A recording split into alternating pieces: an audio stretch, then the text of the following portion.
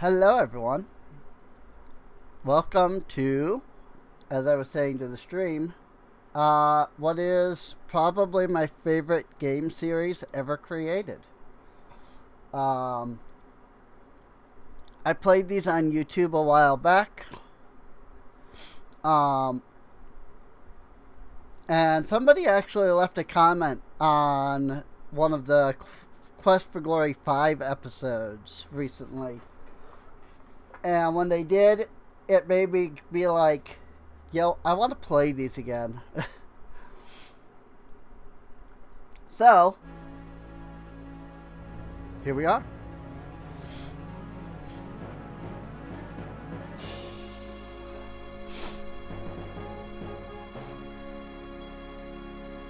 This is one of those weird games that was not in 4:3, but it was also not in 16:9.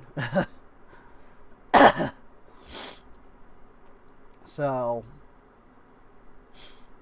or maybe it is 4:3. Hang on, because it might be 4:3 because this game is running at 800 by 600, or well. I think the original game is 800 by 600. The what I'm running it at now is 1440 by 1080. So, but let's start.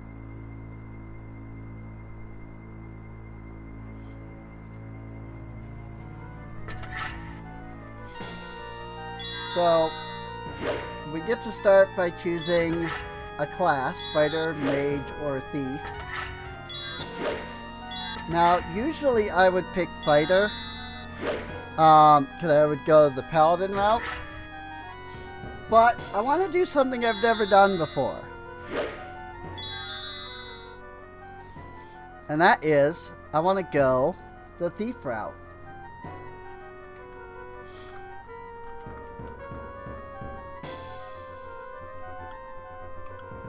I've also never gone the mage route, so that is like something else I could think about.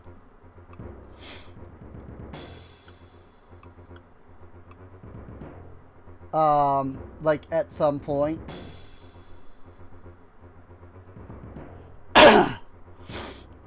But the basic idea here is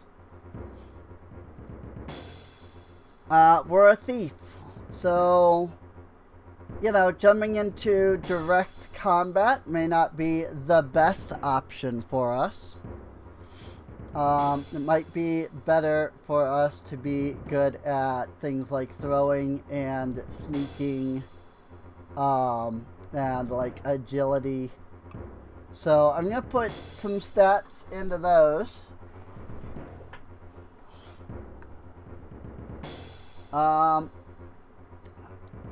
And we'll start from there.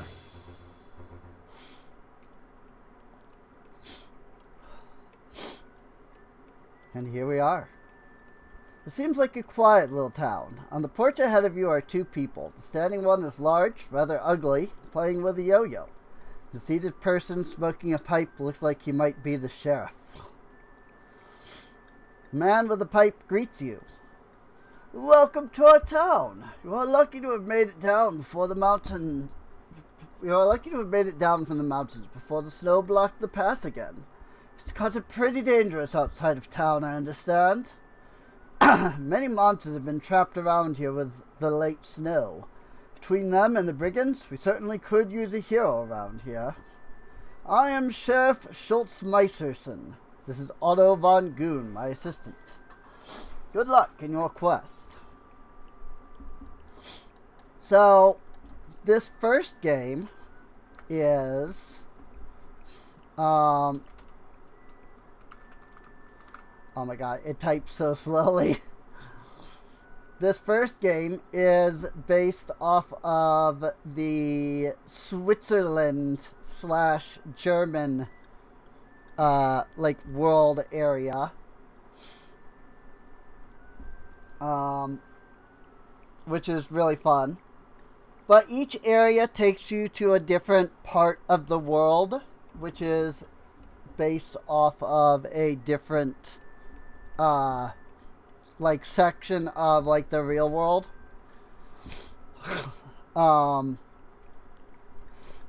It's pretty fun, actually. I'm Sheriff Schultz Meisterson, and this is Otto von Goon, my assistant. Otto was a big help to me. He's very smart for a goon. Prisoners only suffer a few broken bones when he grabs them. It took a bit of doing to teach him to bring prisoners back alive, but he hardly ever forgets now. Oh dear. It's simple. When someone breaks the law and we catch them, we hold them prisoner. Mountain. You should know, you came down from there. Town. This town was named after the barons of Spielberg. It used to be a lively place to be before the brigands came and drove all the business away. You can find a place to stay at the inn next door. You can learn about jobs available at the guild hall down the street. If you're interested in magic, you should visit the magic shop. There's still plenty to do and see here in Spielberg.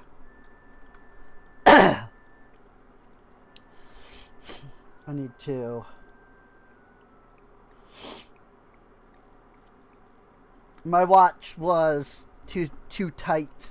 I took my watch off earlier to wash my hands, and I realized that my watch was too tight. Let's ask about the Baron. Baron Stefan keeps mostly to himself at his castle north of here. I haven't seen him here in town for years. Ask about magic. Just next to the inn is a small magic shop. The owner, Zara, will let you in if you have some abilities in that area. She's a strange one, alright. The inn? Go talk to the innkeeper. He will help you there. The guild hall. The guild hall is at the southwest corner of town. If you're looking for work, that's a good place to go. How about monsters? Monsters come down from the mountains every winter, but they're usually gone by now. The parent just doesn't have enough men to handle them. Wolfgang is the one to talk to about monsters. He's had a lot of experience with them. Who's Wolfgang? Wolfgang down at the guild hall is the one to talk to about monsters. He's had a lot of experience with them. That doesn't tell me anything, but okay. Guild hall is at the southwest corner of town. If you're looking for work, that's the place to go. I like that that's literally just the same conversation. Brigands! The whole band of brigands hiding out somewhere in the mountains around us. They robbed a merchant just last week. Got a fair amount of treasure, I hear. How about the merchant? One who was robbed? He's staying at the inn, I believe. The inn? Go talk to the innkeeper. Obtaining treasure involves putting yourself in danger. If you're brave, foolish, or lucky, you might get some treasure. Danger. My friend, this world's filled with dangers. Sometimes I think it might be better to choose your danger, rather than sitting around waiting for it, as I seem to do. Not enough of the philosophical rambling. I'm content enough to be Sheriff of Spielberg. How about adventure? You'll need to talk to the Baron about that. Or go ask Wolfgang down at the guild hall, which is just down the street. So, maybe you're going to be a hero? Well, we could surely use one around here. What with all the brigands? These are literally the same questions from before. So, the original game was a parser game. Instead of having menus, you typed, so you would type like ask about name, ask about adventure, and so they tried to make it so that you could see all of the same messages through like all of these prompts. Which is why, like, sometimes when you click something, it opens up into, like, 5 other things that are all kind of the same, like, dialogue. So, let's talk to Otto.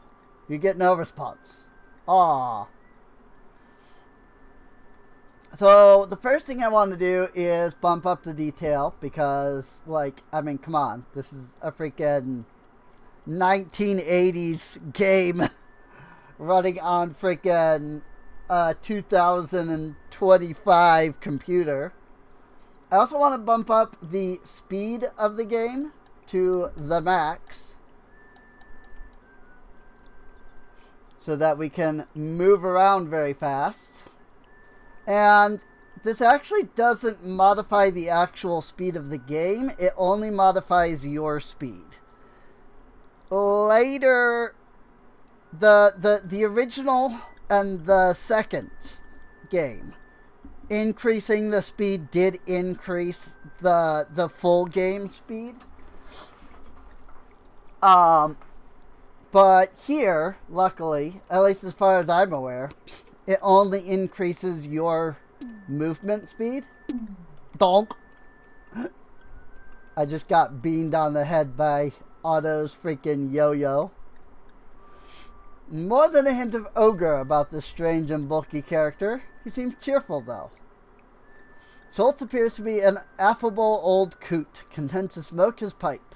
There's a hardness behind his eyes, however, that gives you reason to believe that he's no pushover. This is the door to the sheriff's office. The sheriff's office doubles as a jail for the town and a hangout for the sheriff and the goon. The sign on the door of the barber shop, it says, out to lunch. Sign of the scissors above the door indicates that the building contains a barber shop. And this is another thing about these games, these Quest for Glory games. It's all about looking at absolutely everything. Because you never know when something is going to actually be important. It's an empty jail cell. Fortunately, you're on the outside at the moment. Sign reads, Hero's Tale Inn.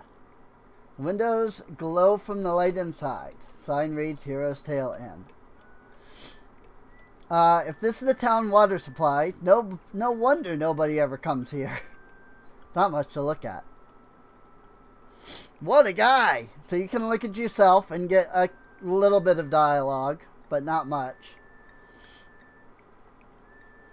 The town gate is standing wide open, as it does every day. It is made of sturdy logs.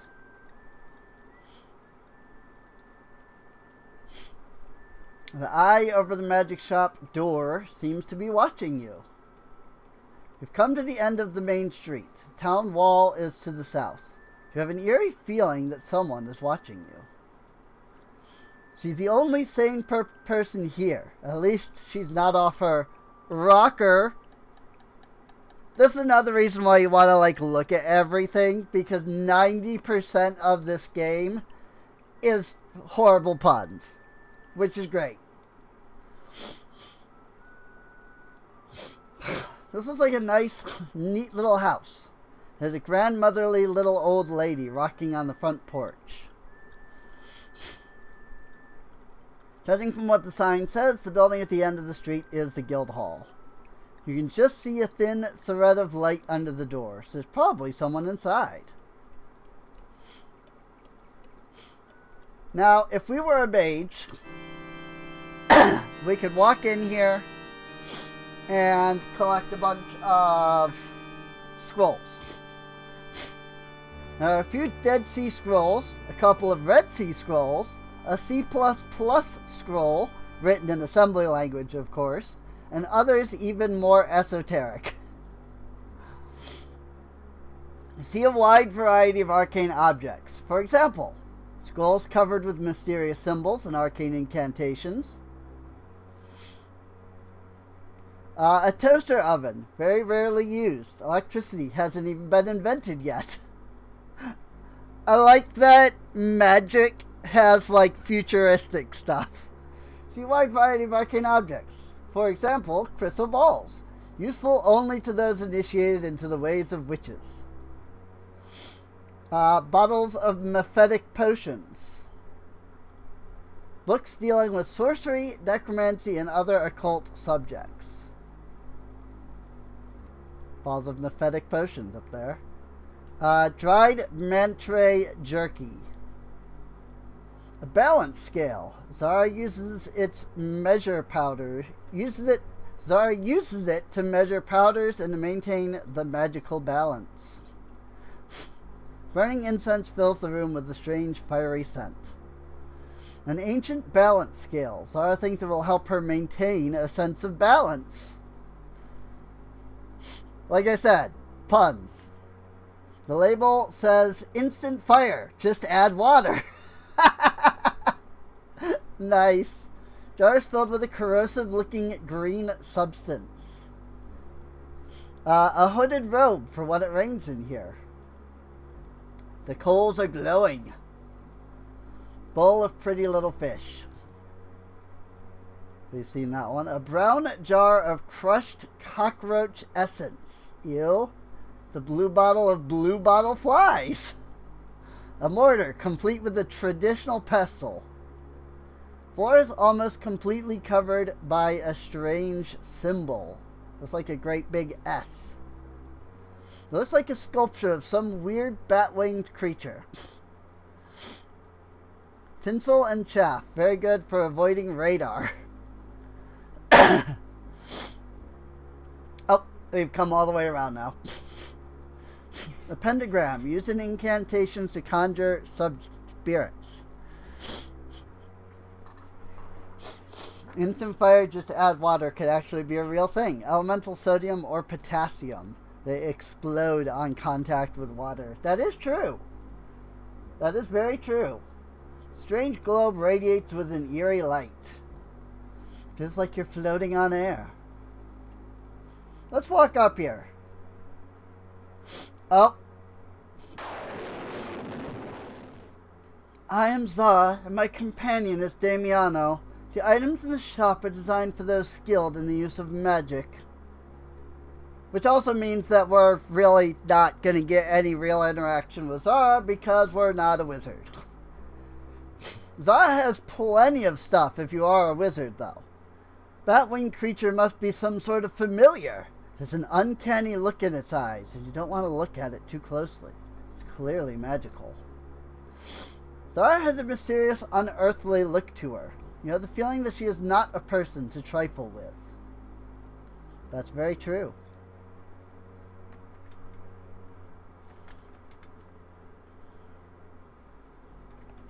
Oh my god. So, just because we have to, just because I want to like show off a lot of this game, you generally don't want to try to attack. Oh no, I guess not. Despite your intentions, you feel calmness and sense of peace descend upon you as you even consider thoughts of violence. Oh, hey, okay. I thought she was somebody that I could attempt to attack and get an instant death on, but nope. She has a peace spell on her magic shop. I am both human and fairy folk. I draw my power from both. My name is Zara. This is my shop. Fairy folk? We are a people of power and magic. We live in the forest far beyond the mountains to the west. My covers, I like it. Ah, yeah, those covers look really nice. Power is the essence of magic, that which the wizard shapes and is shaped by. Damiano is both my familiar and my friend. We share our lives and our magic. A familiar is a creature of magical abilities which has been summoned to serve the wizard. The summoning of a familiar is a most powerful spell and can be cast but once. It binds the wizard and the familiar to the ends of their lives. The more powerful the wizard, the more powerful the familiar, although you cannot always judge power by a familiar's shape. So this is actually the first time I heard the term familiar for like a creature. And so I was really confused as like an 8-year-old. But I'm like, she keeps saying familiar, but like, huh? Because, you know, I was used to the word familiar, meaning like you're familiar with something, not to mean like a creature.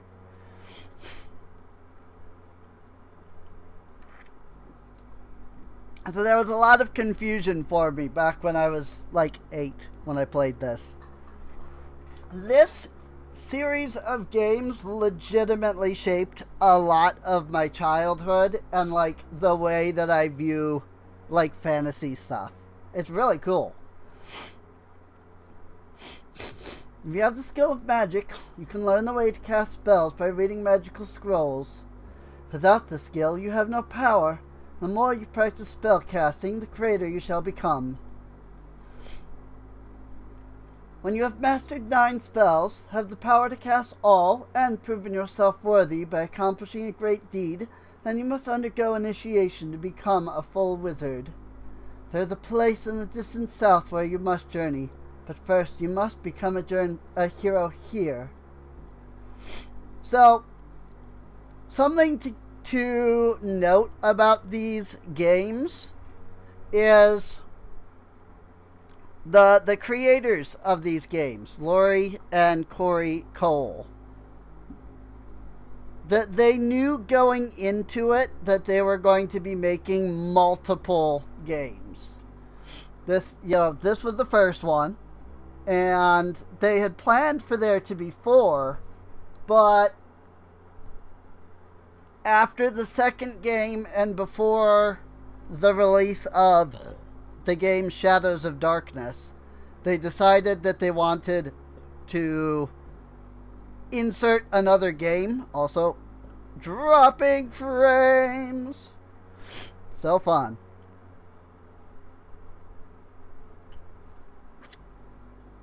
I love freaking the internet here at this house. Well, I mean, VOD viewers get the full version, at least, because I directly record to my computer. But yeah, so there were supposed to be 4 games. It ended up being 5. So, like, they knew going into the series that they were going to add more stuff. And so, there's a lot of dialogue in this first game that talks about things that will come up in the second game. And even to a lesser extent, even further games in the series. It's really cool. A wizard is one who both shapes magic and is shaped by it. Erasmus and I are the only wizards in this valley. Erasmus is a wizard and a spellcaster who knows much about this area. He lives in a tower northeast of town, at the top of a steep mountain called Zauberberg. He can be very helpful if approached properly, but he has a strange sense of humor. The power potion restores your magical energy and costs 75 silver. There are many entrances to the halls of magical mastery in the south. After you have gained a skill and a good reputation in magic, you should journey to the south. If you are indeed worthy of being a wizard, you'll find a way to those halls. Master the arts arcane. Use those skills to vanquish the evil curse, and you will become a true hero. Obviously, we're not a wizard, so we'll never get to go to the Magical Institute of Technocery. There's much magic in this world for those who know how to use it. There's magic in this little town, and a good deal of magic in this valley. Also, I love if you watch her portrait, her eyes will glow every once in a while. It's so cool. There is an aura protecting this town from danger. Within most of its walls, there can be no acts of violence or cruel magic.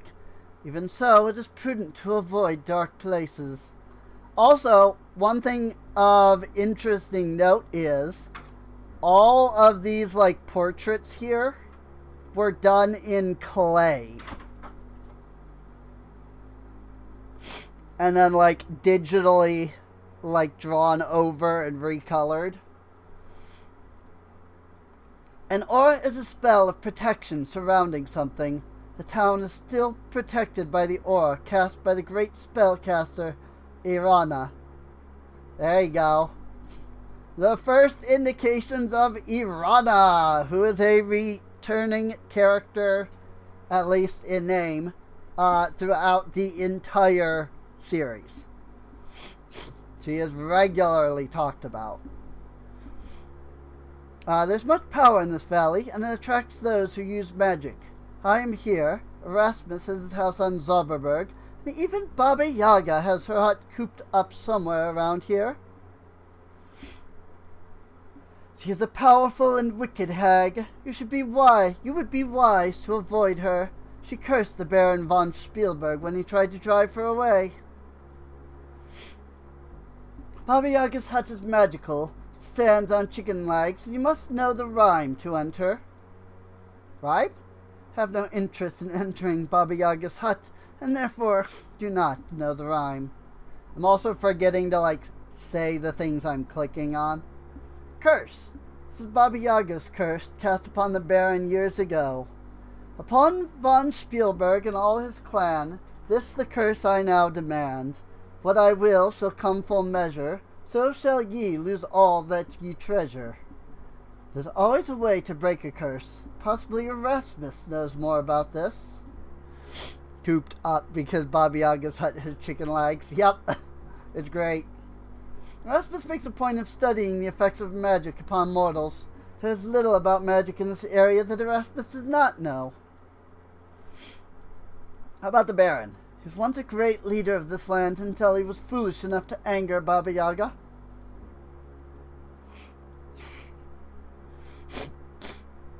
Magic shop. What I sell here are merely tools to help those who have power.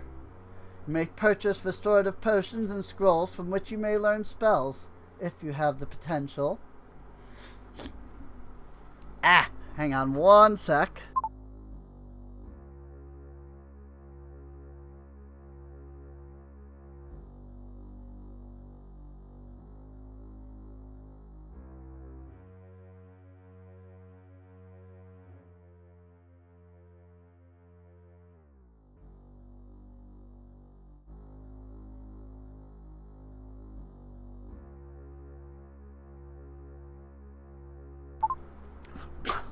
Sorry. Just like yesterday during Teddy's Haven, my sinuses are just acting up today. So apologies if I have to, mute every once in a while to blow my nose here, which is what I'm doing right now.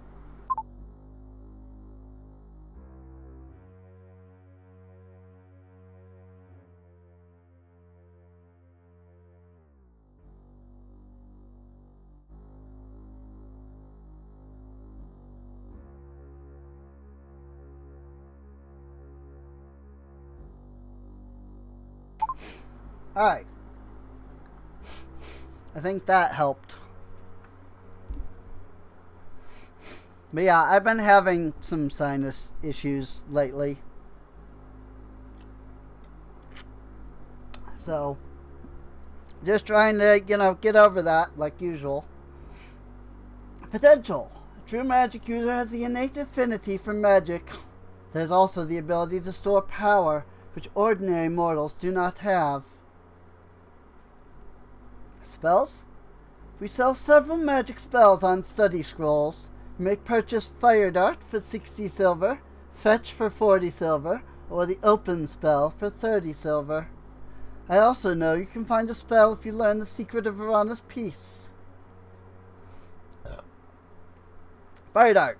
This is a spell that lets you cast a magical flame upon your enemy. Fetch. The fetch spell allows you to lift or lower a lightweight object from a distance. Open spell. It is a spell that allows you at first to unfasten simple locks and nuts. As you gain in skill, you can even open doors with it. Zap spell. This is a spell that lets you place magical energy upon a weapon. The energy will be released as magical damage when you hit your enemy. Scrolls. The scrolls we sell are magical. You have but to read the spell and you will learn it. Ivana's Peace. To the north of the town, surrounded by the mountains, is an alpine valley that is rumored to be the final resting place for Ivana, although no one is certain what happened to her. It is certainly a magical place of safety. There's also supposed to be a gift there for magic users who are clever enough to find it. Ivana was a powerful spellcaster who lived long ago. She brought peace to this valley. Even now, her spell protects this town from violence or foul magic. Her final resting place is due north of town, and it is a place of both safety and healing. It is known as Ivana's Peace. Unfortunately, there's not much that we can do at Ivana's Peace because we're a thief. As a wizard, though, there'd be all kinds of cool stuff. We have potions of healing, vigor, and power for purchase from our shop. The power potion restores your magical energy. The healing potion will cost you 50 silver. It is made by the healer outside of town. Vigor potions restore your stamina after you have exerted yourself. Alright, I believe that's it. There's much magic in this world for those who know how to use it. There's magic in this little town, and a good deal of magic in this valley. Okay, yeah, we've done all the dialogue. Okay. Bye-bye, Zara. If I was a wizard, I would talk more to you, but I am not. Let's go ahead and save it here. Let's go into the guild hall. This adventurous guild hall reminds you of the one in your hometown. The traditional moose head and other stuffed monsters, Saurus, troll, griffin, dragon, cheetor, and the terrible Antwerp, adorn the walls. You see a registration book on the table and the bulletin board full of job listings. Man seated near the window must be the guildmaster. He is snoring. This is certainly a weird one. You've never quite seen anything quite like it. The plaque reads, Antwerp, slain by 2 guys from Andromeda. Hey! So that's, I believe that's the Space Quest people. Because again, remember, this was all like Sierra Entertainment. And so they really liked to make references to each other in their games. And the head is like a panther's, but with a strong human-like quality. It is still rather frightening. The plaque reads, Cheetor, slain by Wolfgang Arbentois. Even in death, this monster remains awesome. Plaque reads, Dragon, slain by Baron Stephen von Spielberg. It looks like it must have been a particularly nasty troll. You wouldn't want to meet him in the dark forest. Plaque reads, Troll, slain by Wolfgang Arbentois. On the walls hang dusty, moth-eaten monster heads. You recognize the purple Saurus, the trolls, the griffin, and the dragon. The fire blazing cheerfully in the fireplace helps warm the guildmaster's old bones. Pile of wood is stacked against the wall. Reward for return of lost ring. Inquire at the healers. Reward of 30 gold coins for the capture or death of the brigand warlock. Description: short, ugly, and wears brightly colored robes. Has habit of laughing continually. Inquire at Spielberg Castle gates. Poster is rather dusty and faded. The reward is of a small child with braids. Reward of 50 gold coins for the safe return of Elsa von Spielberg. Inquire at Spielberg Castle gates. Wanted, brigand leader. Description: unknown appearance. Wears a cloak. Must provide proof of leader's identity. Reward of 60 gold coins and title of Hero of the Realm. Inquire at Spielberg Castle gates. The poster scene have been here a while. It has a picture of a handsome but arrogant young man. Reward of 50 gold coins for information leading to the return of Baronet Bernard von Spielberg. Inquire at Spielberg Castle gates. Notice, spell components needed. Cash or trade for potions. Inquire at the healers. Past adventurer's armor suit. I wonder why he doesn't need it anymore. Then you see the cheetor claw marks.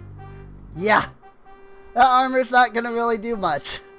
So, the crossbreed of eagle and lion could have torn a man apart when it was alive. Hello, Scarix. Plaque reads, Griffin, slain by Wolfgang Abentois. Plaque under the moose says, courtesy of the Sierra Online Prop Department. There you go.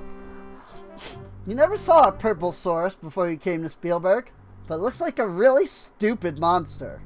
The plaque reads, Source, slain by Hans Half-Witten. Nice. Yeah, whoop. Oh well.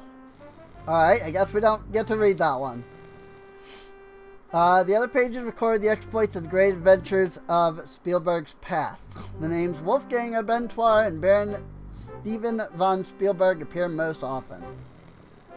I don't know if it'll cycle back if I keep looking at it. Main pages are blank, awaiting further tales of adventure. Will we go back to the first one? Nope. Well, I guess VOD viewers can pause to see that first one. Sign your name into the adventurer's logbook with a flourish. Will it show me the one? Nope. Because I read it first, so now it won't show me even my own. That's unfortunate. The tapestry is so rotten, it would probably fall apart at the slightest touch. It looks like this old guildmaster doesn't do much adventuring anymore. Still, he looks like he was plenty tough in his day. He probably has many a tale to tell. The old master appears to be hard of hearing. Perhaps you should get closer.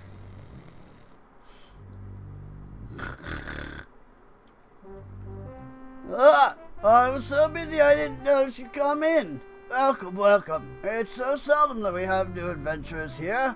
Most people think this valley is cursed. That's because it is? As I was saying, where were we? So you have to click on him, like, fairly quickly, otherwise he will kind of forget.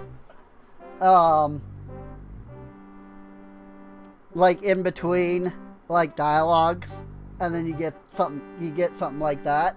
He's a little old, you know, just a little. This is where an adventurer can find out who needs someone brave and courageous. There are many jobs on the bulletin board over there. It's also a good place to talk about adventures on a cold afternoon. We used to play cards here once a week as well, but there are too few adventurers in Spielberg anymore. They all died from monsters or brigands, or they just got too old. Did I ever tell you about the time when Schultz and I rid this valley of Antwerps? We were real adventurers then, and this was a real guild hall. Now we're just old men. This is just a place to tell old stories. You can see some of the types of monsters that live around here if you look at our walls. Trolls, griffins, cheetahs, mantrays, and goblins wandering in the woods. I hear there are even some ogres and source rexes back in this valley. There was a time when Schultz and I had gotten rid of most of the monsters around here. We're just too old for that now. Trolls. Trolls are very tough. Fortunately, they only come out at night. Worlds are very dangerous at night. Saurus. The Saurus is a monster easy to avoid and easy to kill for a skilled adventurer. Ogres. Ogres are a lot like goons, but even meaner. Not as bright, though. Goblins. Goblins are not tough. But when they gang up, they take out an unwary adventurer. Oh god, this voice is rough. Cheetor. Cheetors are ferocious creatures that charge out of nowhere and try to tear you to shreds. Sometimes they succeed. These weird things are magical. They're best avoided. Mantrays. Mantrays are one of my favorite freaking creatures from this, like, video game here. The mantrays and the cheetar are such awesomely unique creatures. Source Rex. Don't mistake those things for sources. When they come at you, it's sometimes best just to run away. Bulletin board. Over on the wall over there is where the jobs are posted for adventurers. Some have been there for a long time now. There just aren't too many good adventurers around here lately. You need to talk to either the Baron or the healer about that. Her house is just north of the town gate. She's a nice woman. The castle is just north of the healer's house. Trophies. Schultz and I killed most of the monsters on those walls. Yep. Because a couple of them are, you know, like the moose. Dragons. One day, years ago, a pair of dragons tried to take over our valley. We adventurers rode out to meet them. I could still see Stephen von Spielberg charging forward on his black horse. He slew that dragon whose head you see on the wall, and then the other one flew off. I hear people see that other dragon flying high overhead sometimes, but never dared to attack us again. So here's a fun little fact about this game. And let me see if I can't find the picture of it. Yes.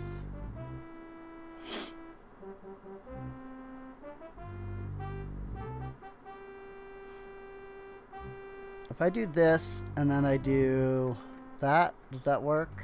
No.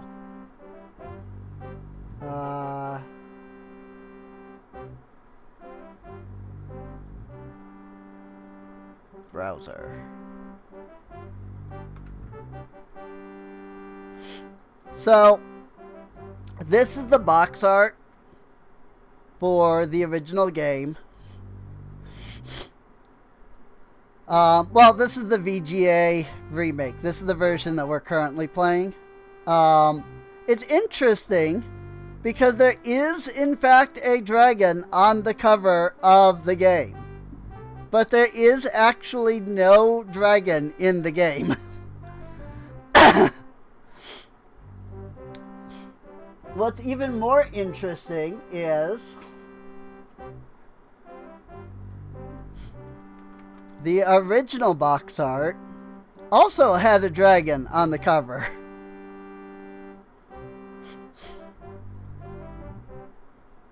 But at no point is there ever actually a dragon in the game. So, it's kind of funny actually.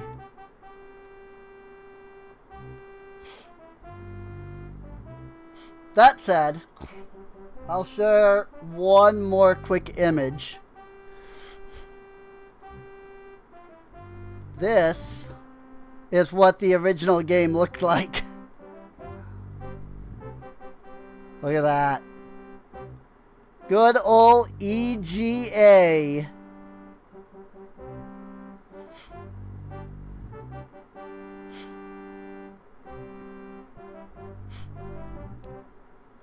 But this, what we're playing is the VGA remake of the game. So, and it's a lot better. It looks better to begin with, but like it's just a lot better in general. It just like controls better and stuff like that. So,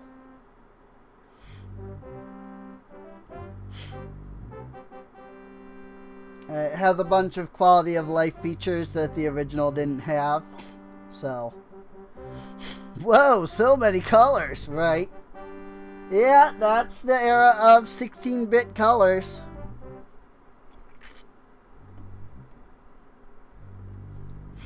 Antwerp. This valley was overrun by those odd monsters one year. Schultz and I fought long and hard to rid the Valley of the Things. I might have failed even so, had it not been for those two particular tourists who came to our aid. Yes, the two guys from Andromeda. They said they were from some place called Andromeda. Must be someplace south of here, I guess. They certainly were odd. Moose. That was the most vicious moose I ever saw. Nearly bit my nose off. Troll. I remember the day I killed one. It was the biggest I had ever seen.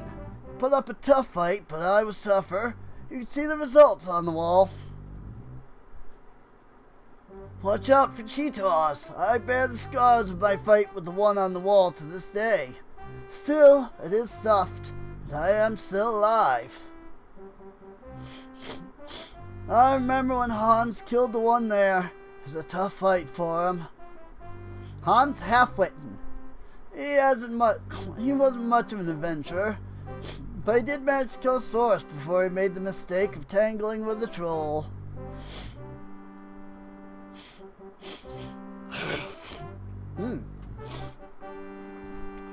Sorry. My sinuses are a pain.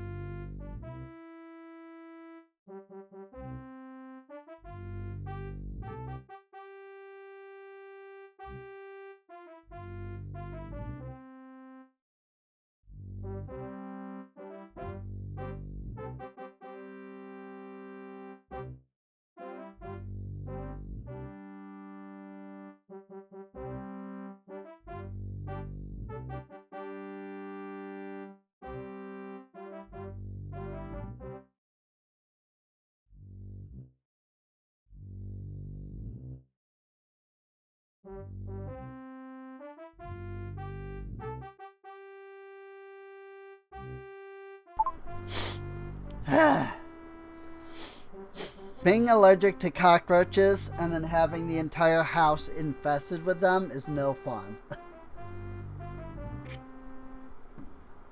Let me tell you.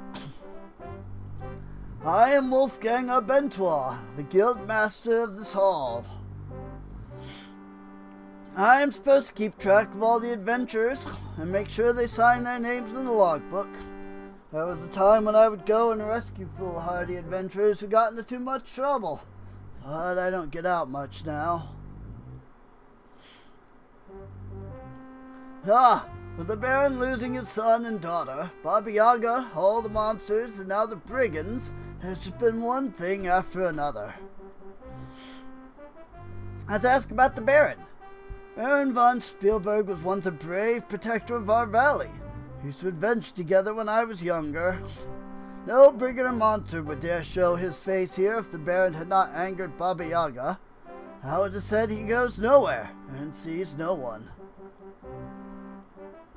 Now there was a hero, worthy of the name Bernard von Spielberg. He rode off to hunt one morning 5 years ago, and his horse returned with large claw marks on it. No sign of Bernard's body was ever found. What about his daughter? Elsa was a beautiful 8-year-old child with blonde hair and sky-blue eyes. She was her father, the Baron's joy. 10 years ago, she was carried off by something which flew over the wall and away with her. Search for her lasted many years, but at last everyone gave up except the Baron's jester York. York? York was a funny little man, but brave. He swore he would spend his life searching for the Baron's Elsa. Baba Yaga. She's the center of our problems, I think. Baba Yaga is a powerful ogre. Baron von Spielberg tried to force her to leave this valley, but she cursed him. Now the Baron has lost everything but his land. I don't know how long he will keep that. What our valley needs is a hero. A real hero is someone who didn't start out strong or powerful, but uses his courage and brains and skills to become the best he can be. Brigands. as a reward for anyone who can stop the brigands by capturing or killing the leader of the brigands. You should read the bulletin board for more information.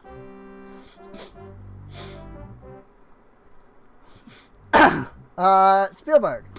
Spielberg town is small now that most people have been driven off by the brigands. This is such a pretty place, too, with the mountains, forests, and waterfalls. Mountains? The mountains surrounding this valley are very high. Snow covers the tops all year long. The only way out of Spielberg Valley is through the pass, though I hear that is blocked by snow again. Of course, forests are full of monsters and strange creatures. There are some nice waterfalls to the southeast of town. They fill Mirror Lake, which is lovely, but icy cold all year round. This town used to be a thriving city before the brigands drove most of the people off. Magic shop. Don't know much about magic, but the woman who runs that place scares me. Casper at the store would like to be an adventurer, or so he says. He spends too much time dreaming and not enough doing, I think. I've never liked that place. The bartender smiles all the time, but he's not very friendly.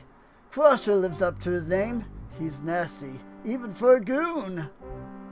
What's a goon? A goon is a lot like an ogre, not as tough but a little smarter. The sheriff's Otto and Crusher at the tavern are both goons. So yes, goons are the offspring of ogres, but they're smarter, which is cool. Only by a little bit, though. I think the bakery is almost always closed now. Baker tries to stay away from his wife. I don't think the butcher shop is open much anymore either. How about the farmer's mart? Farmer's mart's run by the centaurs, Heinrich Ferdefedern and his daughter Hild. Ferdefedern. Heinrich Ferdefedern. What a name! What's a centaur? There are not too many centaurs in this land. Heinrich and Hild are good people. Yeah, I think the forests are full of monsters and strange creatures. Some nice waterfalls to the southeast of town. Some nice waterfalls to the southeast of town. They fill Mirror Lake, which is lovely, but icy cold all year round. It's literally just the same thing he says there. That's fine. How about Schultz, the sheriff? Schultz, Meisterson, and I have been friends for a long time. He, too, was once a real adventurer. Now he's just the sheriff of this town. Otto? I like Otto, even if he is a goon. Schultz has him almost trained. I like that. Almost trained. Not completely. Alright, well, that is it. Also, if you paid attention, as soon as I walked away, he fell back asleep.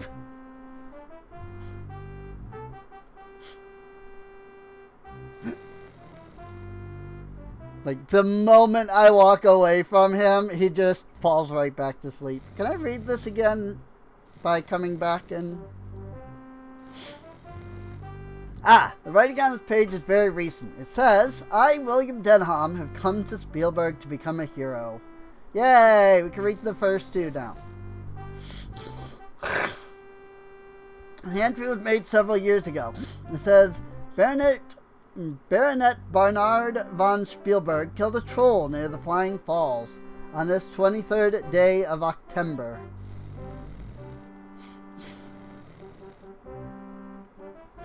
So yes, they use the same calendar that we use, which is cool. Guild Hall.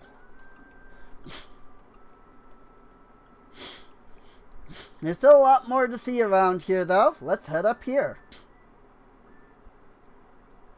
You see a charming young centaur with the upper torso of a teenager and the body of a filly. You can smell apples as you approach this corner. Good day, and welcome to Spielberg. Would you like to buy some of my nice fresh fruits or vegetables? Scales are used to weigh the vegetables. Barrels look too heavy to move. There are a variety of vegetables for sale, and the shopkeeper is a centaur. See a charming young lady with, yada yada, we read that one. It's a simple but prosperous looking general store. Looks like it might provide some staples that would prove useful to a traveler, such as if an adventuring party asks you to join them. You see a nicely furnished living room through the window. The house is the same color as the sheriff's office around the corner. I wonder why. I am Hilda, daughter of Heinrich Ferdefedern, the farmer. My father is a fine farmer. Okay. How about your father? Hey, my father is Heinrich Ferdefedern. Barb? We have some land to the north of town. It isn't very big, but we grow many things. You should be here during harvest time. Then you would see many fruits and vegetables. How about your mother? My mother has been dead for 3 years now. I still miss her. Can I go on a date with you? Thank you, but my father thinks I am too young. He would not permit it, but perhaps next year. It's fine. We'll get married in the 5th game. Who will marry, though, I don't know. But we'll get married in the 5th game. This is where I sell things from my father's farm. These are literally all the same options. We have many kinds of fresh vegetables for sale today. There are carrots, rutabagas, parsnips, and potatoes right from the ground at 5 for a silver. They are very good for you. We also have some apples. Apples. There's still some apples left from last season in the barrel. I might buy 10 for a silver since they're so small. Carrots? Carrots are my favorite vegetable. They are so crisp and sweet. Rutabagas. Rutabagas keep well over the winter months. Parsnips? Parsnips can be made into a tasty pie. Turnips. Turnips are good if you cook them in stews. Brigands. They have twice robbed my father of his money, and they have tried to steal our food during this winter. That is because we farm outside of town. The brigands would not dare try that in town. The sheriff would stop them first. Robbery? Many robbers ran up to my father as he trotted back to town. My father tried to fight, but they hurt him badly. He then ran away to the southwest. Sheriff. Our sheriff is very brave. He told me so himself. Oh, really now? How much money do we have? 4 gold and 10 silver. Okay. So if you click on her with the bag of gold, you can bring up the buy menu. Go ahead and buy some apples. Carefully select 10 of the best apples from the barrel and pay Hild a silver piece. I'm also going to buy a handful of veggies. Pick out the freshest looking vegetables you can find. Coolies. So we have 10 small apples and 5 vegetables. We don't need them yet, but I figure I might as well grab them now. This looks like a dry goods store, but it smells like a musty library. The stove feels nice on such a crispy day. Behind the counter and on the shelves are a variety of items for sale. The shopkeeper appears to ignore you while he reads a book. Oh, I'm sorry, I didn't notice you coming in. My, you look like an adventurer. We don't see too many around here. The brigands tend to get rid of most adventurers before they even make it to town. I do try to stock some things adventurers can use. I actually would rather be an adventurer than a shopkeeper, you see. My items are pretty ordinary, though. Probably already have most of them if you've done any adventuring at all. These look like oversized shields, suitable for ogres, goons, and frost giants. You see bottles, jugs, and canned goods, more useful to a housewife than a hero. Wow! Wow! Jars of beets and sauerkraut look like they were canned locally. I mean, it's freaking medieval times, so... What do you expect? There are barrels of flour and salt next to the counter. There also seem to be jars of pickled pig's feet, linen cloth, and lots of other things in which you have very little interest.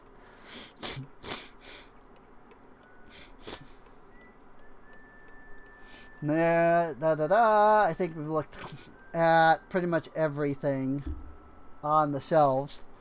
It looks like a standard broadsword behind the counter. None of the clothes look like they fit. There's some wooden poles leaning against the wall. It's the Matador's red cape, recently repaired after he waved it in front of a minotaur. Oh dear. The proprietor's teapot. Barrels appear to be filled with flour and salt and look rather heavy. Behind the counter are weapons, armor, and such equipment as you would more often find in an adventurer's shop. Whoops. The stove is burning merrily away, making the shop seem almost too warm. What the frick did I click earlier? Clothes come in 2 sizes, dwarf and goon. There we go. On the counter and on the shelves are assortments of canned goods, honey jars, sewing items, and odds and ends that people in a small town would need.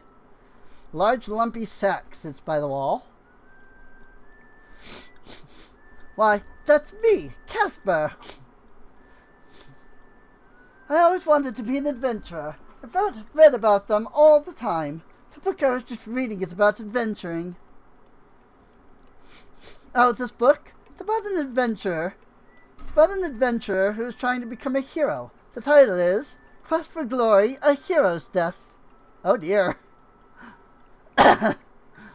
Is that the 6th game in the series that was never released? Unfortunately, I have only started weapons and equipment. Only standard weapons and equipment. I carry daggers and chain armor. Maybe someday I'll be able to carry magic ones, though. The use of the dagger is most skilled for art. Actually, this particular weapon is longer than most, but still easily concealable. A bargain at 20 silvers. You can get really good protection from my chainmail armor. It's very heavy, though. I would have to charge you 500 silvers for it.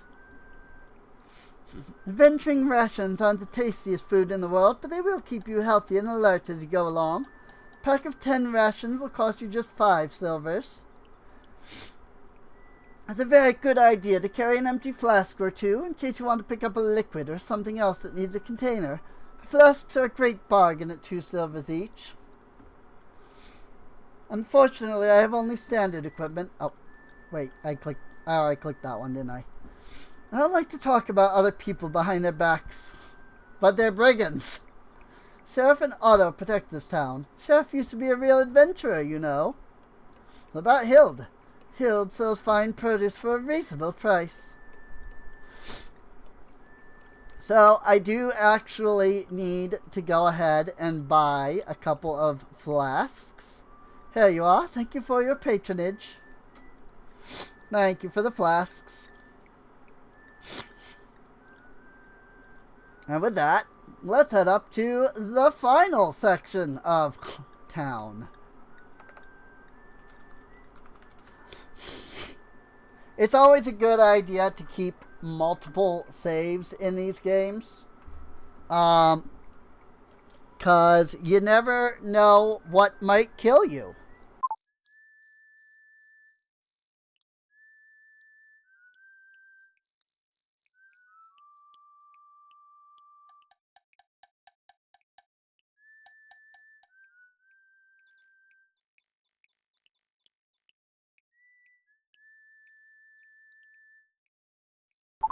A staple of Sierra games is the unexpected and very sudden, instantaneous death.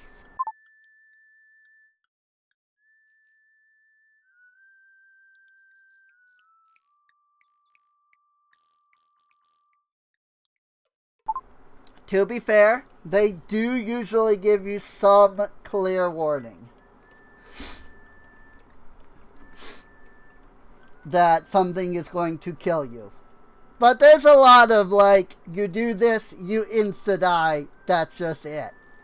And it's actually really fun, so. This shop seems to be closed up, although there are some dried up cupcakes in the window. There's a sign on the door which says, "Gone Fishing." The bakery shop. A butcher's shop. The shop seems to be closed. There's a sign on the door which says, "Gone Fishing." It's dark, but there seems to be someone in there. The building looks old, dark, and a little seedy. The sign above the door depicts a beer stain. This looks like the door to a tavern. It looks like this door has been closed for a long time. This looks like an abandoned workshop. The pots appear to be just junk. You've come to the northwest corner of town. There's a butcher's sign over the door of the butcher's shop. Amazing coincidence. You can see a bakery sign over the door of the other shop. The tavern looks a little run down, and the alley beside it is dark. On the other side of the tavern is a rather practical-looking building like a workshop. Let's check out the alley. Nothing terrible could happen here. This grubby place must be an alley. It feels strange here, colder than the rest of town. There's some barrels discarded here. Beggar holds out a bowl towards you. Alms for the poor. A thin man with very patched clothing holds out an empty bowl. It's the standard beggar's bowl every beggar is issued when he graduates from an accredited beggar school. Silver for the poor, gold for the poor. Barrels are empty. One smells of sour beer, another barrel reeks of troll sweat. Another bottle of a hot dog stand, or could it be a hamburger stand? Barrels are empty and smell of sour beer. A back wall is one of the best examples of a perpendicular wall that you have ever seen. It reminds you of the time when you thought about climbing Mount Everest. Apparently Mount Everest exists in this universe. This grubby place must be an alley. It feels strange here, colder than the rest of town. Oh yeah, we read that already. Walls seem pretty normal, but there are some curious marks on the north ends of the buildings. Alright, let's give this guy a little bit of money. Thanks. You know, it's really tough trying to make a living begging in this town since the brigands started scaring all the trade away. This used to be such a nice place to live. My advice to you is not to take up begging. It just doesn't pay. And don't go out at night. Begging. A beggar gets cash only when others get cash. Nobody's got much money here right now, except maybe the brigands. It's honest work up at the Baron's castle, I hear, but begging's my business. You can get a job cleaning the stable, I understand. It's great if you want to build up muscle or have a place to spend the night, but you won't get rich. I'd rather beg myself. That'll actually be kind of important later. My name is Sam. I've lived here for 5 years now. I think I'll be heading on once the pass clears of snow. There's supposed to be some good begging towns to the south. Nice talking to you. Alms for the poor. Alms. Heard Samaria is a good place to be. It's by the sea. I think I'll head there after this. There's mention of Samaria. The 5th game in the series. Like I said, they knew that they were making multiple games when they made this. So there's all kinds of references to all of the other games. Understand this used to be a great place to be. Traders going in and out, tourists coming and going. Perfect begging conditions. Things were starting to dry up about the time I got here. Just my luck. The brigands started getting tough. Oh, and now I have to pay him in order to get him to keep talking. Traders used to stop here on the way south to pick up barrels of some special cider made here by a guy named Amblin. Tourists used to come here regularly for the Spielberg Cider Festival. After the cider industry closed, not much point for the festival without the cider part. I heard Amblin got scared of the brigands and decided to move away. I still remember the taste of his cider. It was so good. It was called Amblin Entertainment from Spielberg. I'm pretty sure that's a reference, but I don't know that one. I have lots of luck. It's just that it's bad. Rumor has it someone smart took over. Organized them. Trained them. That sort of thing, maybe. Nowadays, no one's safe outside of town. Up to that time, the brigands were just pains. Dumb guys sometimes tried to beat up traders outside of town. And it sure hurt business. No one's getting rich but them. I remember when people used to stroll around town after dark. There's a spell on Spielberg so that it glows at night. Now the only people out late are the thieves. And out of town, man, you don't dare be out there without a light when the sun goes down. Night gaunts will get you. There's probably more to say, but oh well. Word of warning to you, don't drink the dragon's breath. I don't feel like paying him another silver.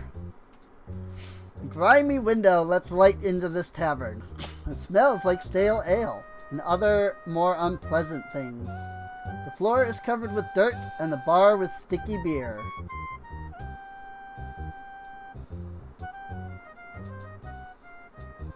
Sorry, this is one of my favorite tracks. Smoke appears to be rising from the center cask behind the bar. To your right, two gamblers are playing cards. The bartender glares at you as you enter, and so does the ugly goon on your left. You get the impression that you are not welcome.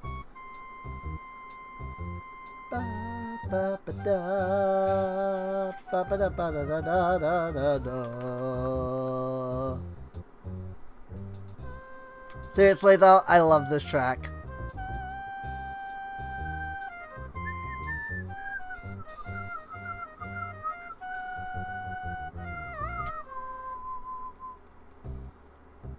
The world-famous troll sweat is always fresh. It looks lean, mean, and green. That is a mighty unusual keg there. Some of the finest ale in the valley.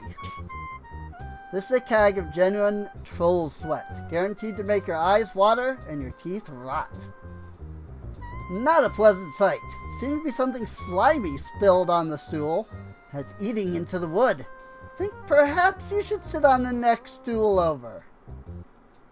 The butcher is wearing a blood-stained apron. He seems to be deeply involved in the game. The baker seems to be deeply involved in the game. They seem to be using old maid cards, but it looks like these guys aren't playing with a full deck.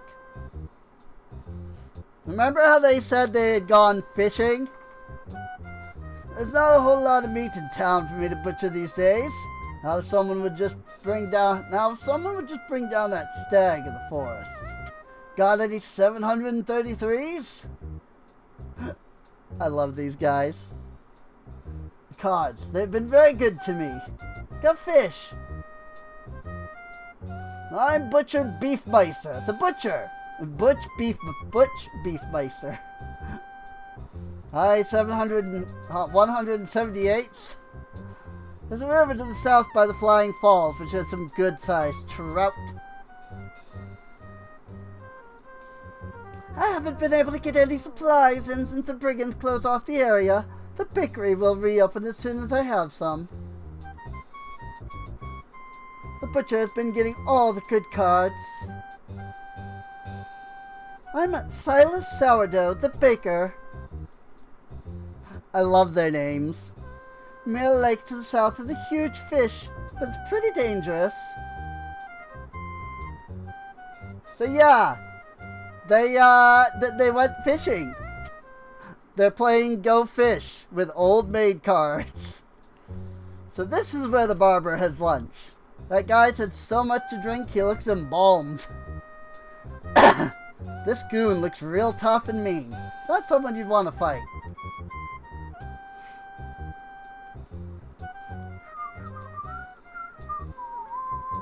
The bartender looks tough from his crew cut to his boots. The only thing soft about him is his tattoo, which says, Mama. Bartender's ignoring you. Maybe you'd better sit down first. Based on your extensive adventuring experience, you strongly suspect this to be a table. The window is open, but not much light seems to make it in here. Okay, that's the same description as before. There appears to be a trap door beneath the goon, but he's blocking it very effectively. There also appears to be a crumbled piece of paper under the stool. I wonder what it is. You smooth out the piece of paper and read, B. Starting to get suspicious. Hold off on our meetings for a bit. But I'll keep you posted by these notes. B. Oh? That's interesting. Let's go ahead and sit down.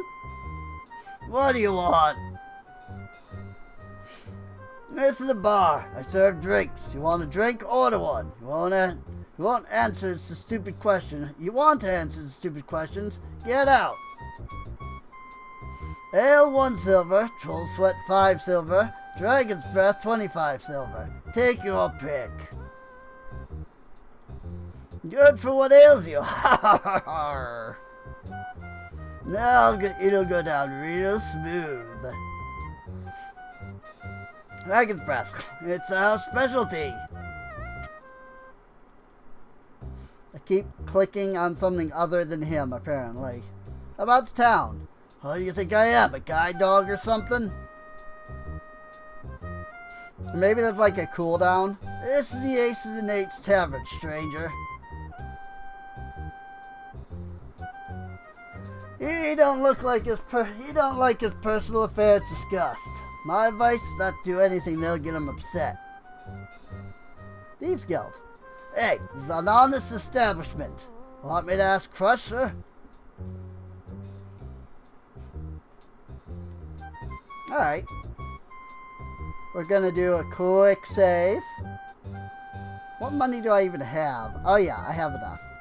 So, this is one of the instant deaths that you can get.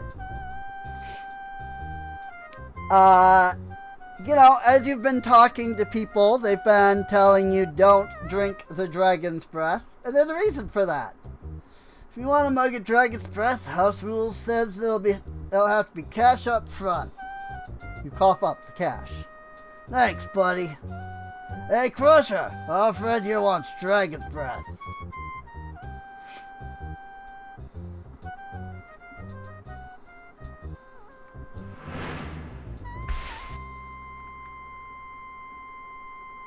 Whoops.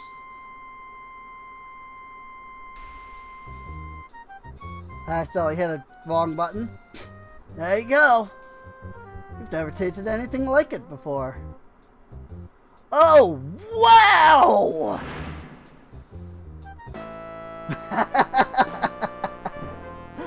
Talk about a fiery brew. Maybe you really shouldn't have tried the dragon's breath. Better luck next time, and we hope you saved your game. Yes, I did.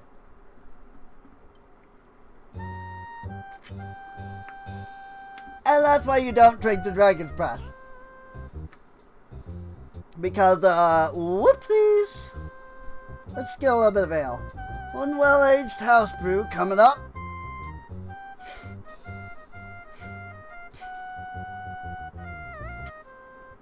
There you go. This tastes as sour as it smells and burns your throat as you swallow it. Still, it isn't the worst beer you've ever drunk. Cool.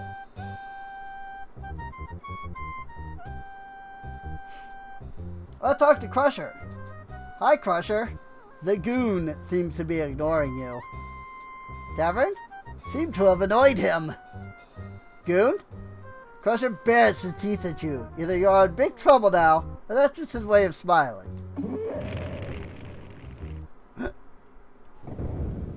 Ow.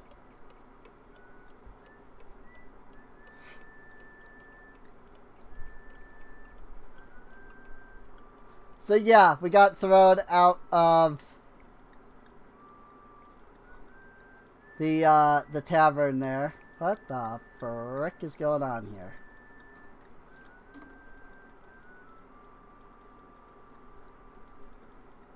It's not letting me click anything.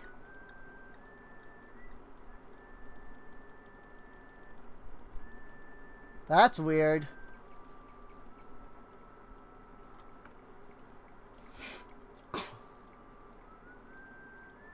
There we go. If we check our stats, though, we did take a little bit of damage. After all, we got grabbed by a goon and tossed the frick out the door.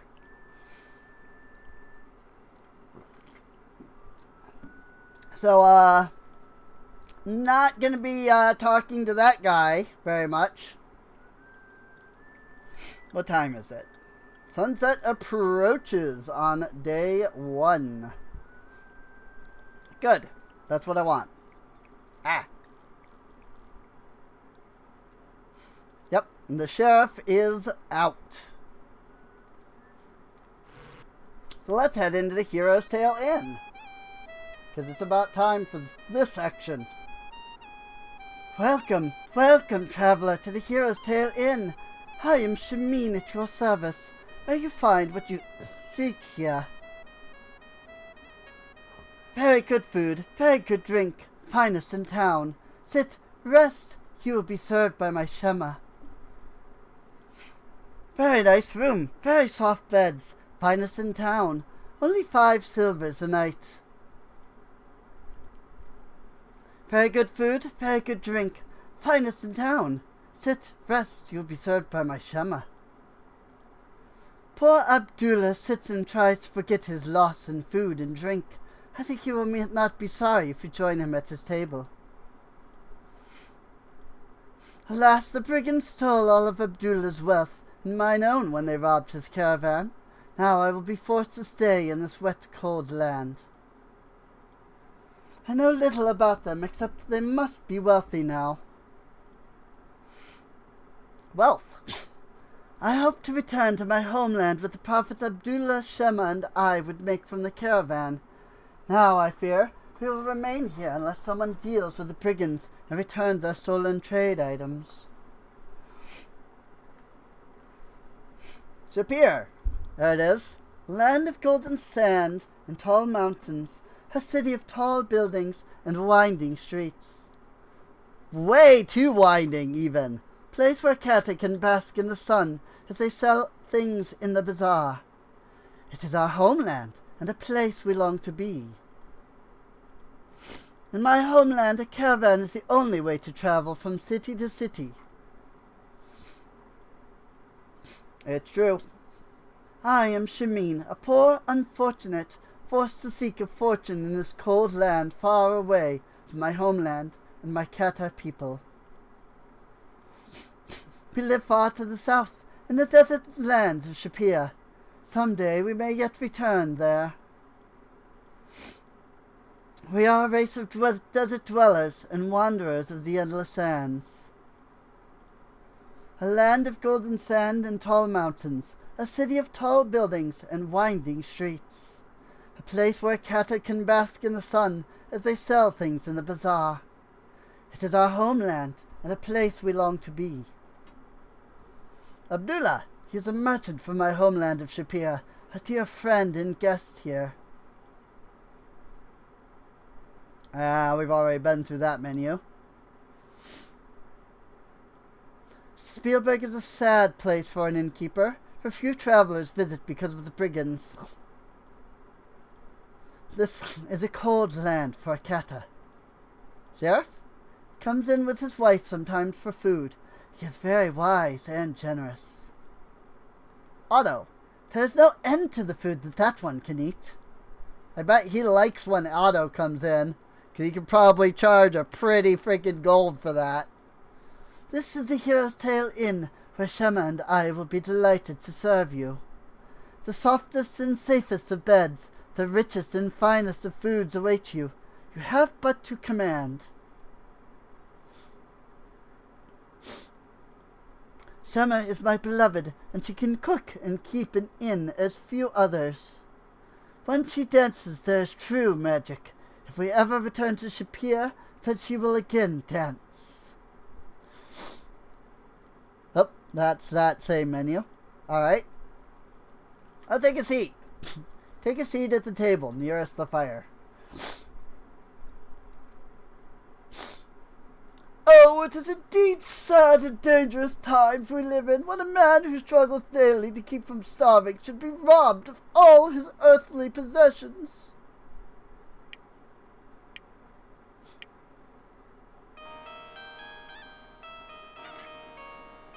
There she is.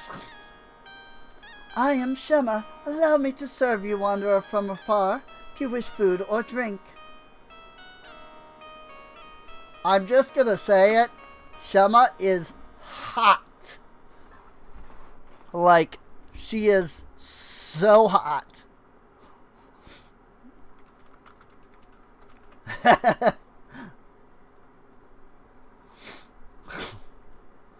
You have but to give Shamin 5 silvers, and you may have a bed to dream upon.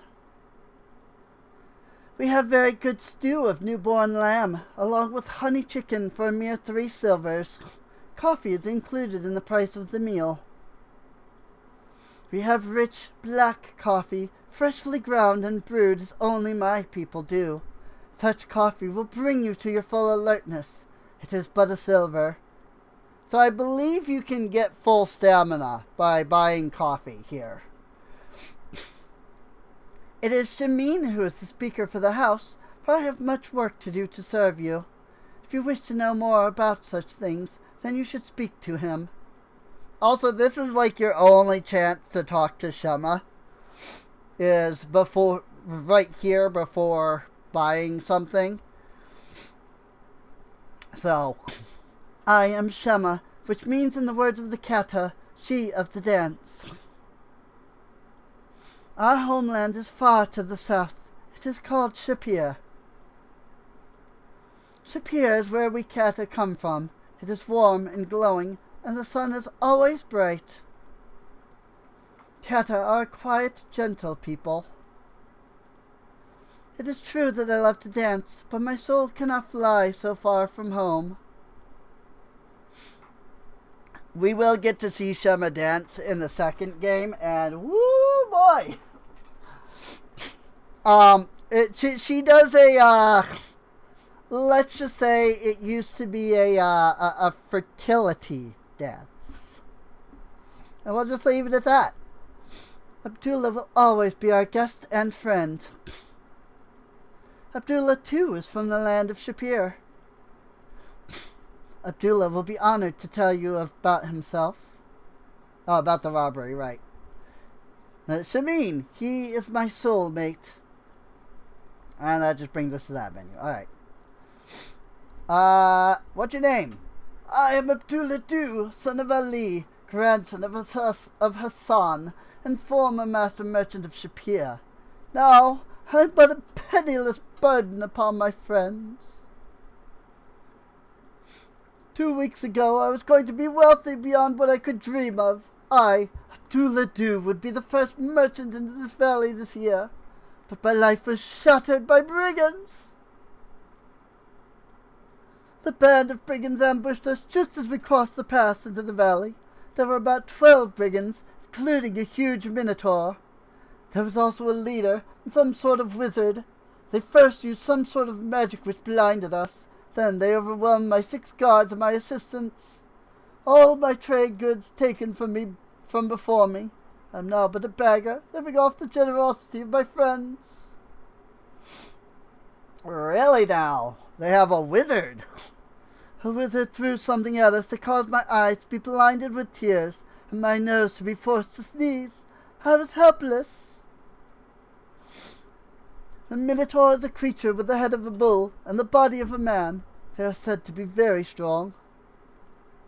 What about the leader? The leader was wearing a cloak, so I couldn't see his face. His voice was rather high-pitched, though. Wizard? The wizard was very short, and he giggled most of the time. I couldn't understand what he was saying. About the guards? Here I pay good money for men to protect me, and what do they do when I need protection? They run away. No one man died to defend my treasure. You just can't hire good guards anymore. Wealth?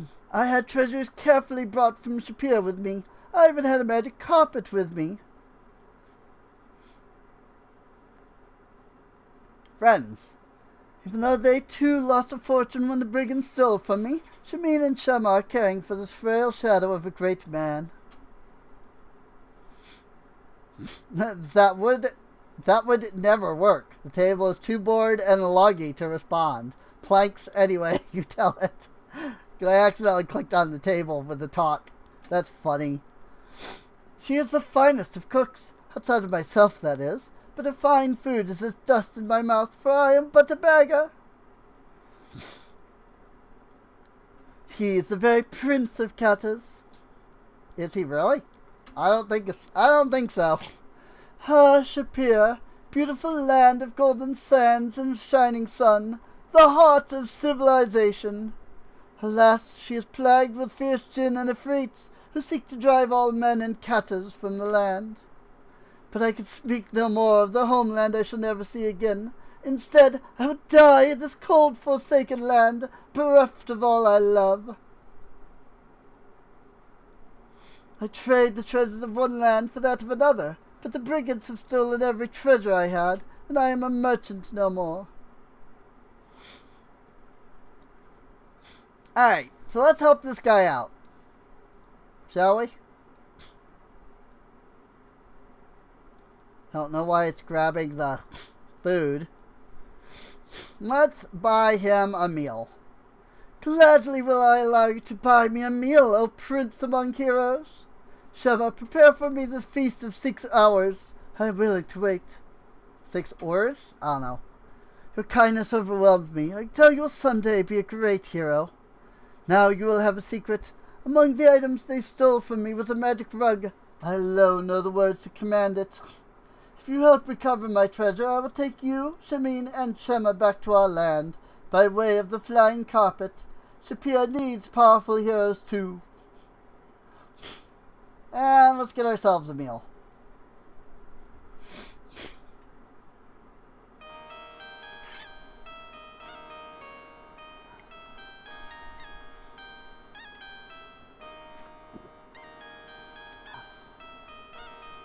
Da da da da da da da da da da.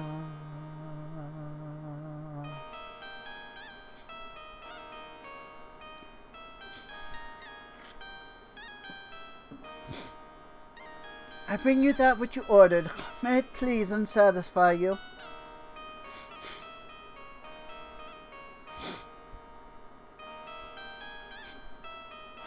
I like that this music plays every single time she moves. The food tastes surprisingly good, and the drink is delicious.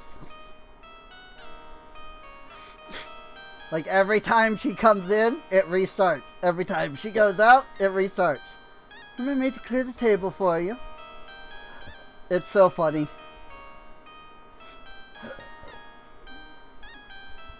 Alright, well, we've done everything we can here for now. Let's take a look around first. I don't think I actually clicked on anything with the look. Well-fed fire purrs happily in the fireplace. This looks like an alpine inn, complete with dishes on the wall and heavy beams on the ceiling. It's pleasantly warm, and the aroma of strange spices fills the air. A collection of designer plates loaned to the Heroes Inn by Mary Meister. This looks like an alpine inn. The odor of cooking food wafts through the curtains. This is the idiot half-brother candle. It's only half bright. This is the brighter candle. Door to some other room. Perhaps the proprietor could tell you what's in there.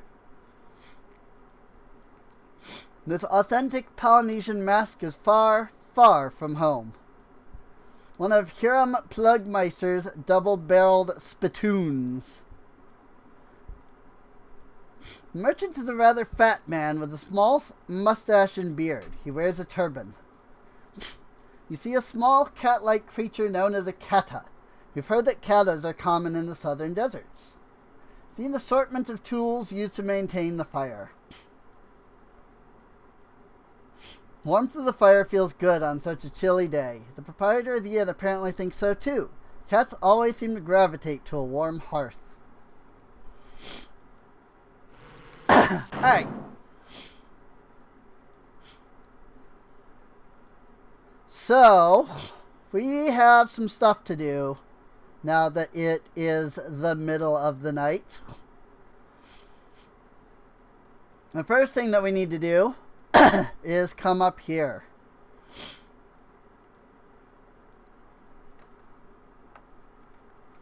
What is light? And you can see there is this strange glowing light in the alleyway. But what is it? The place seems sinister at night. Some strange object is glowing at the other end of the alley. You just see a glint from here. Well, that coin light spell gets him every time. See that dagger? Next one centered on your back. Give Sneak there your cash and you walk out of here. It's a simple trade. Your life for your money.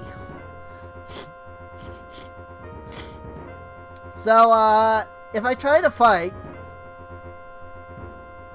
despite your intention, oh, I can't actually try to fight these guys. So if I wait long enough, they will kill me. But if I take my lockpick and I show it to these guys, you mean that the first victim we've had in a month is a thief? Yeah, I thought we were finally gonna make some money. Tell Crusher that the password is Swordfish. He's in the tavern. Now go before I forget you made the sign and I make you pay anyway.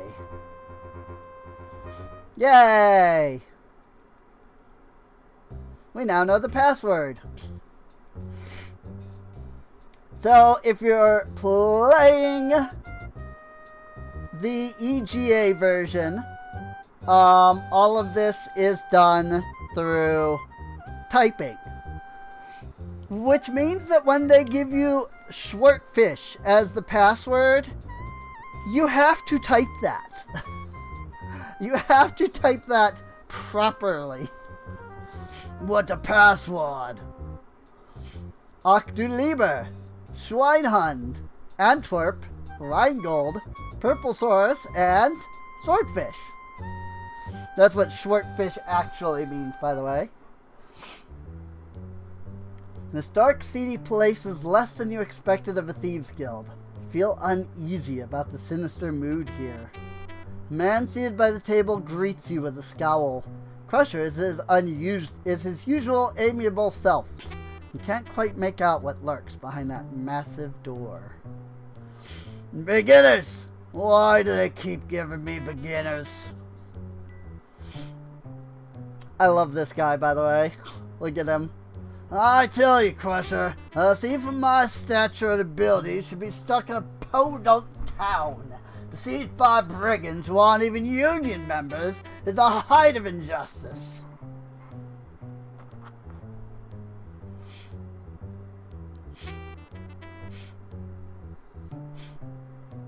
It'll cost you 25 silvers to work in town. Just pay Boris at the door.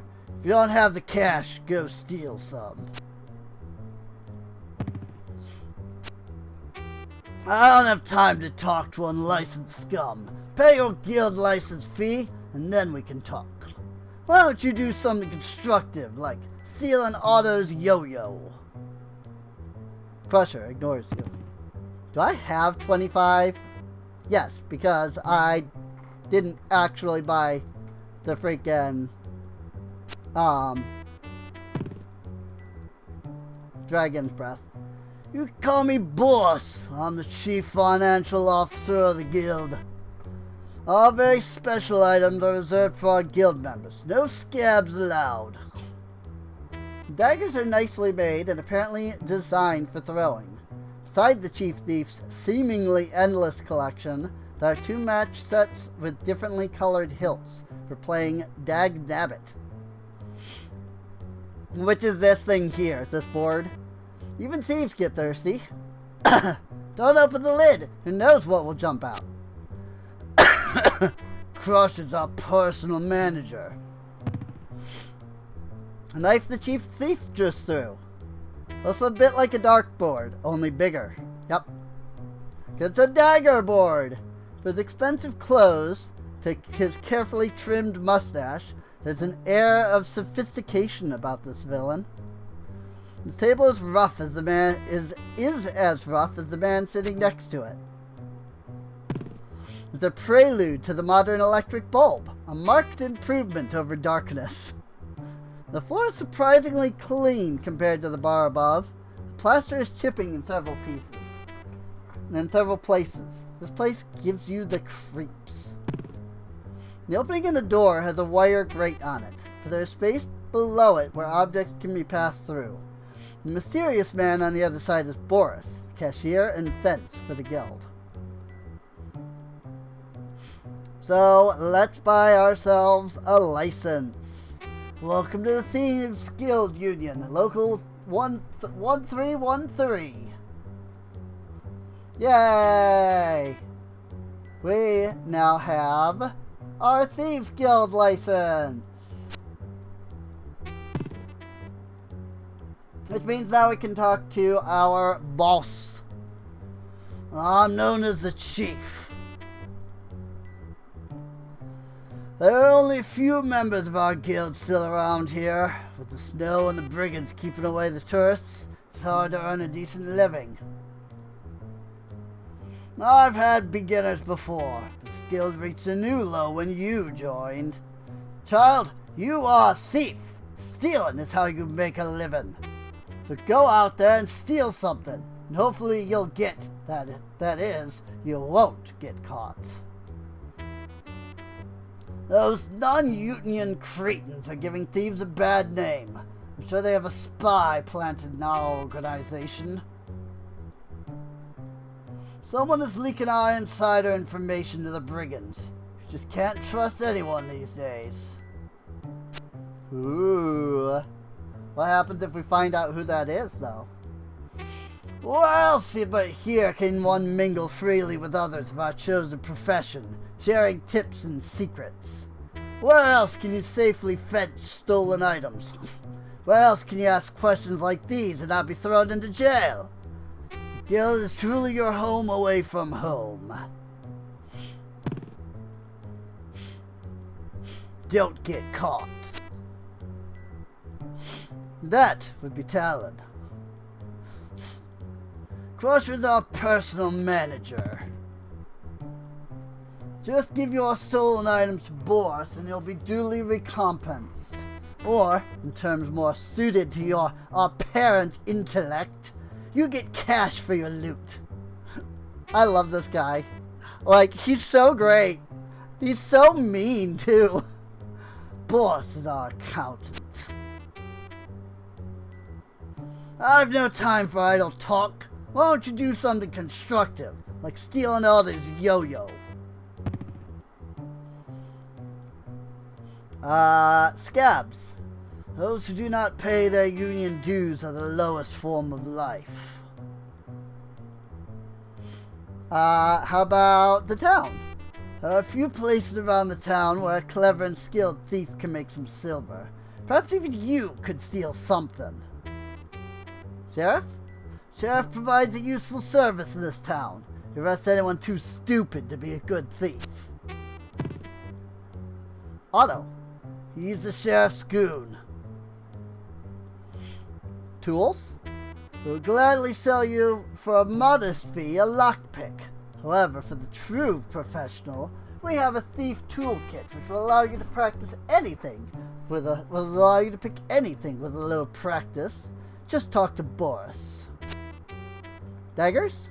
Dagger is a thief's best friend. If you ever get good with one, then perhaps we can play a little game. Game? You and I can throw some daggers at the board over there, and bet upon which of us will throw better. Bet? We could start small, perhaps a silver a throw. We could throw a dagger at the board, and the dagger closest to the center wins. Board? This is a specifically designed dagger board. Well, that's about all there is to talk to him about. So let's head back up and head on out.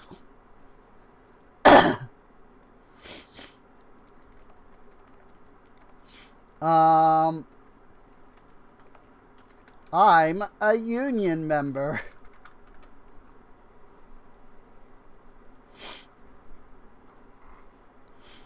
So, there are a couple of places that we can sneak into if we want to. The first, and by far the easiest of those, is this place right here. Picking locks looked a lot easier in the instruction book. You hear a snick. The lock is open. Alright. Whoops, hang on. Smell of lavender and dust fills your nose as you walk in. This reminds you of a great aunt's house you once visited. There's a curved bird cage near the stairs and a knitting basket beside the couch. So, I want to click on the sneak button before we do anything, because otherwise things will go poorly. Wood on this table has been polished into total submission. A lace doily guards it from dust and water rings. Knitting bag is decorated on the outside with knitted figures. The little old lady must do knitting when she's not asleep. The little old lady left her purse on the couch. Mighty careless of her. Candlesticks are heavy, ornate, and made of sterling silver. Against the wall there's a large wooden desk with many drawers. Stairs lead to the door. The stairs lead to the door to an upstairs room. It's a shrubbery! Why does she keep those candles lit all night long? How does she, rather? The light of the hurricane lamp. Fire is out, but you can still feel the heat from the hearth. The chair looks singularly uncomfortable. The birdcage is on a tall brass stand. There's a cover draped over it to keep the bird warm and quiet. The little house cat seems harmless, but strangely restless. The squared rug matches the walls. It appears the floor has recently been painted. So let us sneak our way over here. A string of pearls seem to have fallen into the bag among the knitting. You take the pearls, of course. The knitting you can do without.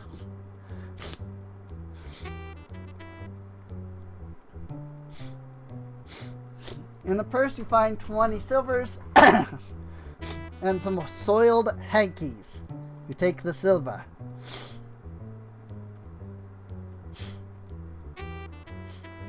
What? Find a single silver in one of the desk drawers. You find nothing else of any value to you. Take the silver candlesticks and sew them in your pack. It's not locked. In fact, the lock is broken. Oh.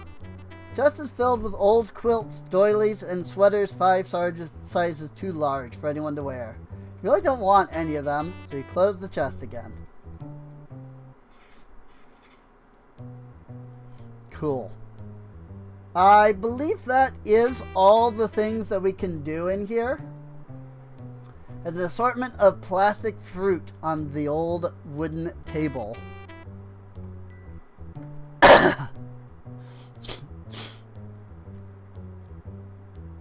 And that would be a chat ban, because it's a bot.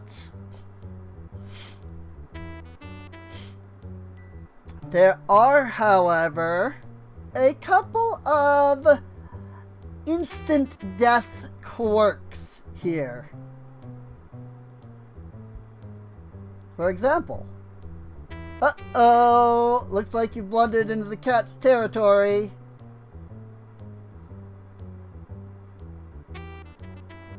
You have a bad feeling about the very deep, low growl emanating from the cat.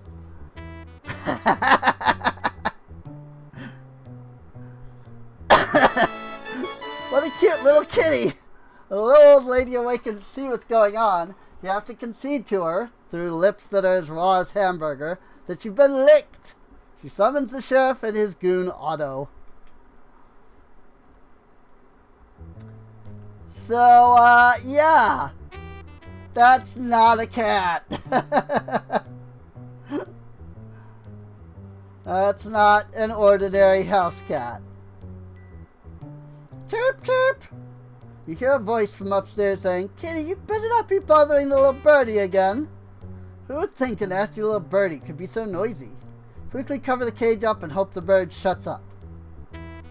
I think if you do that a couple of times, you die. Squeak. Creak. Squawk. The owner of the house awakens. Help, burglar, chef! Help, kitty, kitty! Kitty! Uh-oh.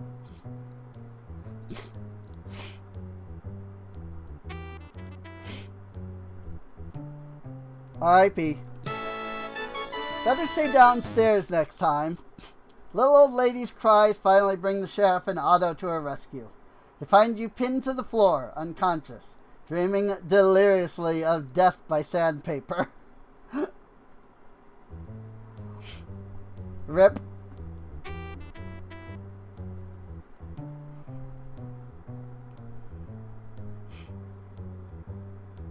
Can't do much with that. Okay, I wasn't sure if I could take the lamp or not. Like, if I moved in very quickly. There you go. Well, that's it. That's all there is to it. That said, we have been sneaking around. So as you can see, our stealth has gone up in amount. Of course, somebody has watched us this whole time. And I'm just going to sneak around so that I can get a few more stealth points.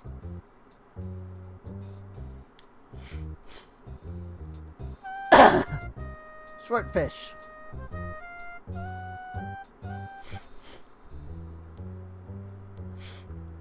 And now we're back down here, which allows us to come over here to Bruno. And we can take our candlesticks. Let's see now. Deducting the guild cut, allowing for resale markup. That comes to 100 silvers. Here you are.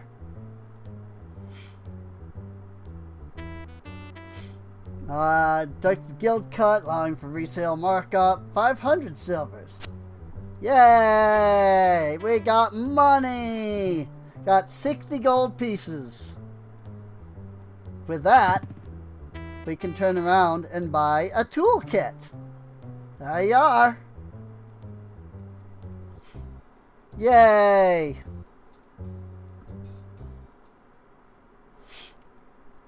So the toolkit is just basically a better lockpick. So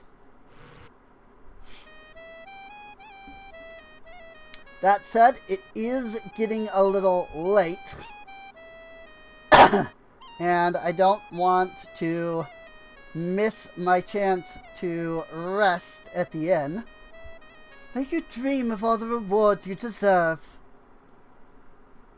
So I'm going to go ahead and take a little sleep, so that it will be daytime. Since we have a little extra money, I'll even stop for a quick meal.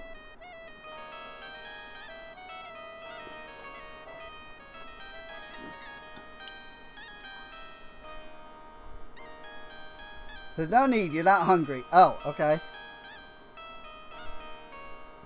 Well, fine. Be that way. Freaking don't let me eat then.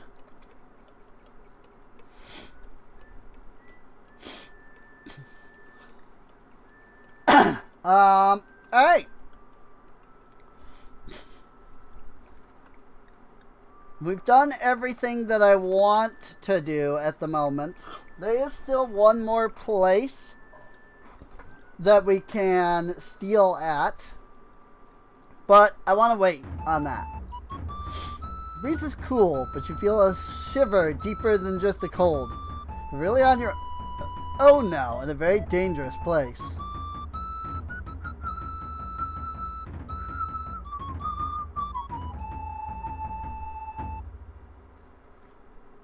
It's the Heroes March. The bright smell of fresh herbs mingles with the aroma of wood smoke as you come up to a hut by the side of the road.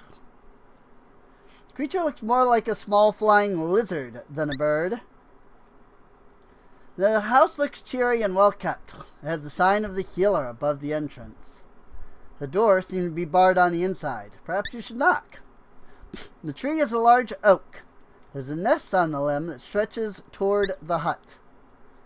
The road winds northward toward a walled castle. The road leads north to a castle in the distance and south to the crossroads. To the west you can see a farmer's fields. It takes a lot of skill and practice to climb this tree. So I'm just gonna click this a few times while I keep an eye on my stamina.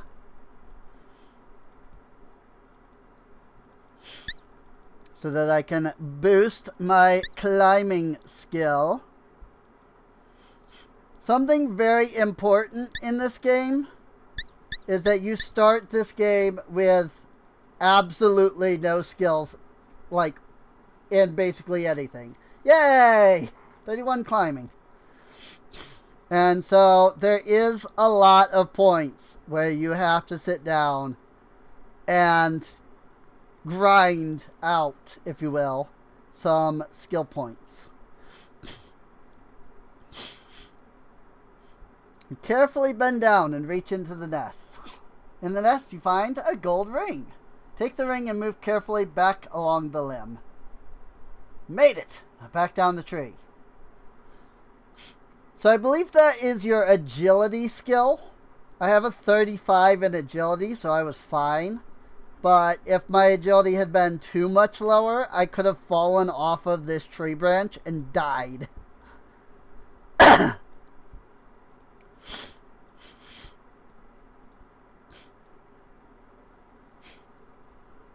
Alright. So we have our gold ring now. So let's politely knock on the door. After a moment, you hear the inside bolt slide open. A voice from inside says, "Come on in." The fragrances of herbs mingle with some rather unpleasant odors as you step into the healer's house. Lovely day, isn't it? My, you look very healthy for an adventurer. You must be new. What can I do for you? I can sell you healing potions if you like. I also buy spell components if you are interested in gathering some for me. Don't mind me. I always have so much to do around here. You see a winged lizard, much like the one you saw outside. She's a rather motherly-looking woman, with a look of vagueness that belies her shrewdness. She wears an apron over her dress and a scarf wrapped around her head. The healer uses this table as a workbench. Amelia uses a wide variety of pots to make her magical potions. You see a clean but very cluttered little hut, filled with bottles and potions. The healer is busy puttering around with her potions. There's a small flying creature preening itself on the rafter. The ladder leads to the loft above. Pot over the fire simmers with herbs. It's pleasantly warm in here. The healer's bed looks very comfortable. You see a clean but cluttered little hut filled with bottles and potions. The healer is busy puttering around with her potions. Oh, we actually read that one. The Dinosaur's litter box. It's a barrel. See a few odds and ends, not to mention this and that. Alright, I think we've looked at basically everything that has a... The view from the window has been obscured by soot from the fire. Right then.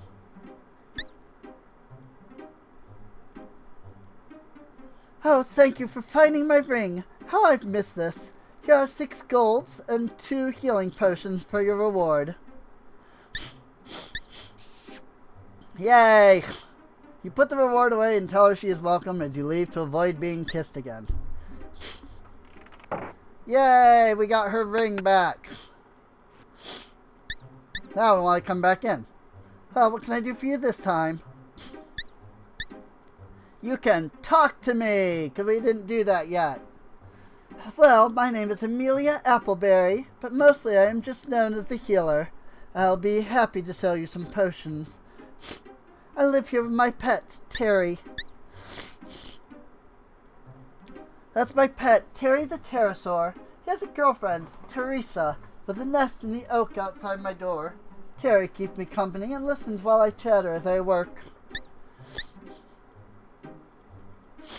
They are a species of flying lizard. Understand they can grow quite large in the south. Indeed. I make and sell healing potions, power potions, vigor potions, and undead unguent. Healing potions. Potions used to heal damage and keep wounds from getting worse.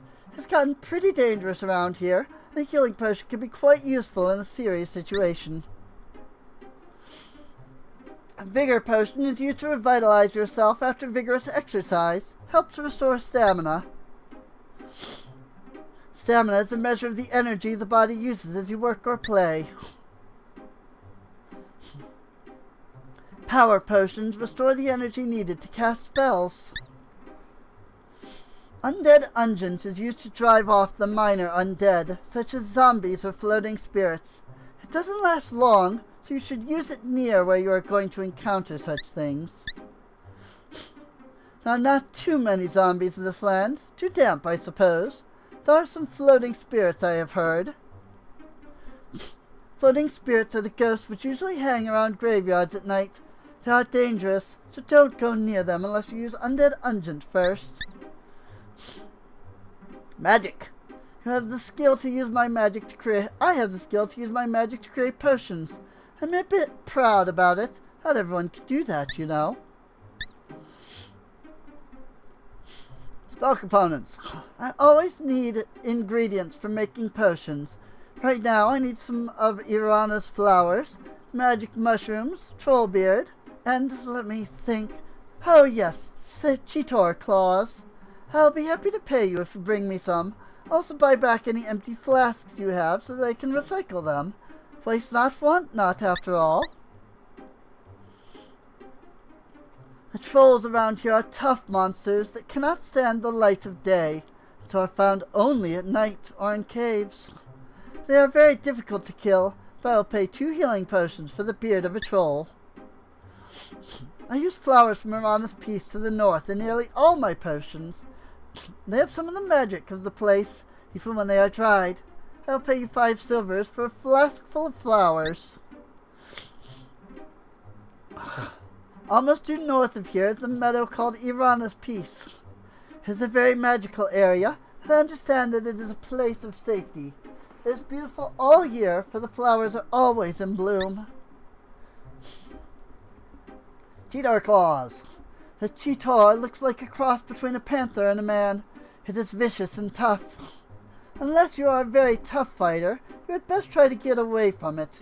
If you do manage to kill it, then I will pay you 5 silvers for each claw. I'll pay you 1 silver for each empty flask you bring me, so I can use it for more potions. Mandrake root. I'm not supposed to know about this yet.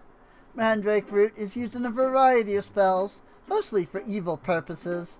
Mandrake must be pulled from a dead man's grave at midnight. The root is particularly powerful. You see Spielberg Castle from my yard outside. You can see, rather. The Baron lives there with only his guards for company, so I hear. About the Baron. Poor man, he hasn't been the same since his son and daughter were taken from him. He was just a young, dashing man when he last rode off. He never returned. Daughter. The dear child. I can still picture her with her beautiful blonde hair done up in braids. She was so sweet. It is hard to believe she is gone. Brigands. Those brutes. I'm always having to heal someone they've beaten up and robbed. I hate thieves.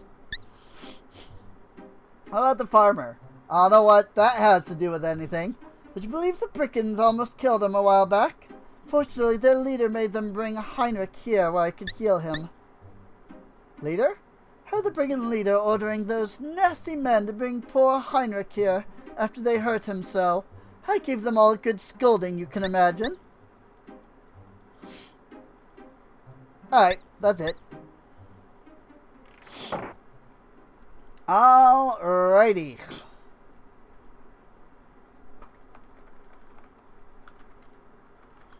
Healer helped. Let's head up to the castle. You can't see much of the gatekeeper over the battlements.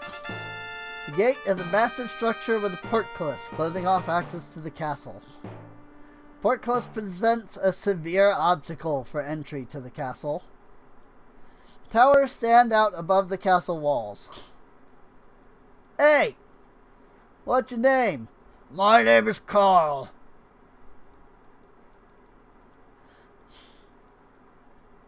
Castle? This is the castle of Baron Stephen von Spielberg. What's your job? A stable keep... Oh, I heard there's a job here. The stable keeper could use a strong young person to help clean out the stables. It doesn't pay much work. It doesn't pay much, but it's good, honest work. If you'd like to take the job, come on in. Cleaning up after the horses is a good way to build up your muscles. Baron, my lord sees no one since the loss of his son and daughter. Elsa. Elsa von Spielberg was a lovely young child with braided blonde hair and bright blue eyes like her mother the Baroness used to have. A large winged creature flew over the castle walls, grabbed Elsa, and vanished before the guards could fire upon it. Searched everywhere for her, but to no avail. Even the Jester York joined the search for her. Baron sent a troop of guards to storm Baba Yaga's hut, but I think their skulls to the top her fence. Elsa von Spielberg would be about 18 now. Ask about the hut. Baba Yaga has her hut to the northwest. It's a very dangerous place. Many baronial gods have been lost there. Baroness. Baroness died soon after the birth of her daughter. Baron still mourns her. York? He was a very jolly fellow who loved to laugh. He was devoted to Elsa and swore he would not return until Elsa was safe. Loss. 2 years ago, Baron's daughter Elsa was stolen away by magic. 5 years back, the Baronet Bernard von Spielberg went on a hunt from which he did not return. This was all clearly part of Baba Yaga's curse. This is the same thing as before. Baba Yaga. This powerful ogress is the cause of all the Baron's misfortune. It's a vile creature who knows much of magic. Baron ordered Baba Yaga to leave, and she first cursed the graveyard. When he then sent the baronial guards after her, only their captain returned to the castle. The captain spoke the words, "Hear me, O mighty Baron, thou hast angered me, and thus you are cursed. All that you value shall you lose, and all that you treasure shall be taken from you," in a strange voice. Captain then dissolved into a pool of sticky blackness. Oh dear.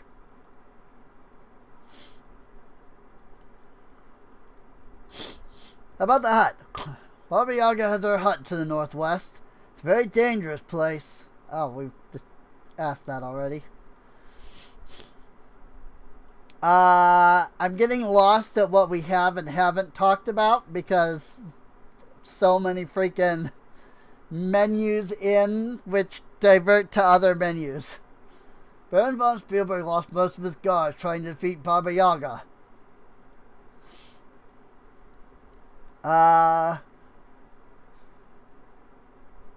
Is that all the castle? Spielberg Valley was once a prosperous and peaceful place before the Baron lost his family. Now the Baron will not leave his castle. He does not know the ruin this land has come to. Monsters. There are many foul creatures stalking the forest since the Baron has too few gods to protect this valley from them. Graveyard. Baba Yaga cursed the graveyard such that the dead cannot rest at night. One cannot go near the graveyard after dark without risking his own death unless one uses protection. Phrasing? Are we not doing phrasing? It's an unguent you can purchase from the healer, which protects against the dead that walk by night. This powerful ogress is the cause of all the Baron's misfortune. It's a vile creature who knows much magic. Brigands. Too few guards to take out the brigands which rob our people and drive away the traitors. They hide somewhere near the edge of this valley. Brigands are protected by a magic user, and they have a shrewd leader. Brigand leader.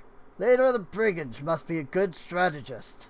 He has organized and led many raids which result in much treasure and little loss on the part of the brigands. Without their leader, the brigands would soon flee. About the warlock. Not much is known about him, but he seems to use more magic potions and powders than spells. Treasure.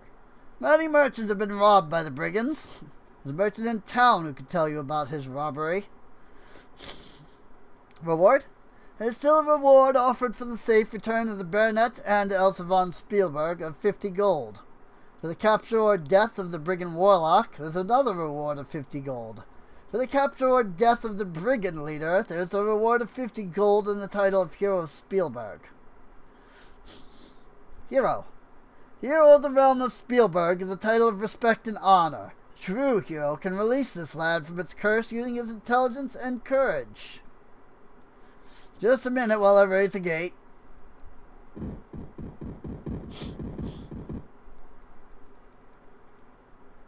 Onward!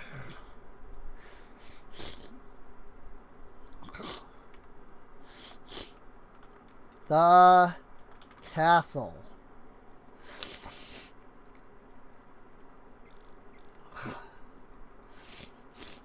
I'm not here to answer your stupid questions. Go talk to Carl the gatekeeper. Talk to anyone about almost anything. The building's appearance is deceptive. It evidently extends well into the castle wall. From your present vantage point, the barracks looks like it could house some 60 guards. The guard looks like he is either very tired or very lazy. It's the barracks entrance. An empty wagon stands rotting in the courtyard. Castle's central keep rises above the rear of the courtyard. The chimney to the baking oven. Guards patrol from here. Guards across the walk. The guards access the walkway through the towers. This is the barracks area. To the north you see the castle's central keep. To the east you see the main courtyard and the stables beyond. Along the wall to the southeast is the gatehouse. A line of bushes partially obscures the defensive pit along the wall. To the west you can see the barracks and a man standing in front of them. It's a watering trough for the horses. It's an empty storage pot. So not a lot to do on this side. Courtyard is paved with granite paving stones, carefully placed by skilled craftsmen. An empty wagon stands rotting in the courtyard. There's a curb along the left of the courtyard. There's a curb along the right of the courtyard. This is part of the castle wall. The castle central keep rises above the rear of the courtyard. There are 2 guards near the castle door.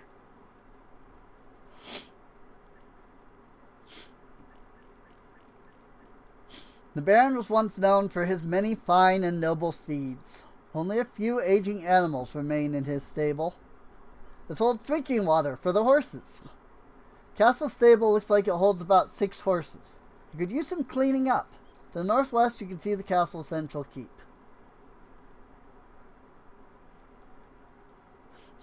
So, if we walk over here. You looking for some work? Sure. Good. Come in here and take a rake.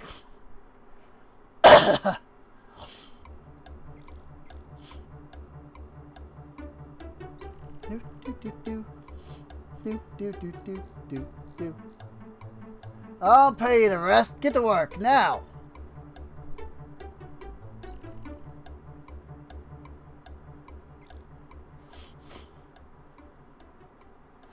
Okay, come over here. If you do it with the speed turned down, it'll play more of the song. So, Steelman hands you some coins and says, "Now you're 5 silvers richer." The work is simple. Just grab a rake and clean this place up. You get 5 silvers each time you clean the stables. He used to have some of the finest horses in the north, and the Baron still cared about things other than his troubles. Now we just have this one outside, and the 2 in here. Whoops. Ever since the trouble started, the Baron just hasn't been interested in his horses. He used to ride the black horse over there. Don't ask me anything to do with magic. I don't want to know. You tired me out with a bunch of questions. Can't you see what a hard life I have? Just get out and wander around a little. You'll find out. Stables. The old stable used to be twice the size before it burned down. This is fine with so few horses, but it is rather small. They don't bother me, I don't bother them. Monsters. Those things scare me silly. Antwerp?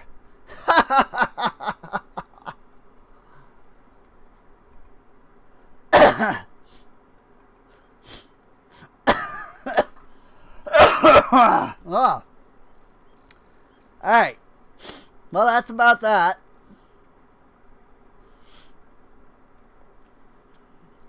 Let's go talk to the guards. The doors are guarded by Frederick and Pierre. You can tell by their name tags. This guard is dressed in worn but neatly patched clothing. He has obviously spent a lot of time maintaining that magnificent mustache. But you better not mention his bald spot. Guards look to be middle-aged, but in good physical condition. The clothing is faded and patched. Even the horns look dull. That's the castle of Baron Stephen von Spielberg. Baron's daughter has been gone for years. My name is Frederick. Barracks? Barracks are off to my right, but you have no business going there. Baron. No one enters the castle without the Baron's permission. Baron sees no one. What about you? My name's Pierre. And by the way, we all say the same thing. There's no need to talk to both of them. With that out of the way,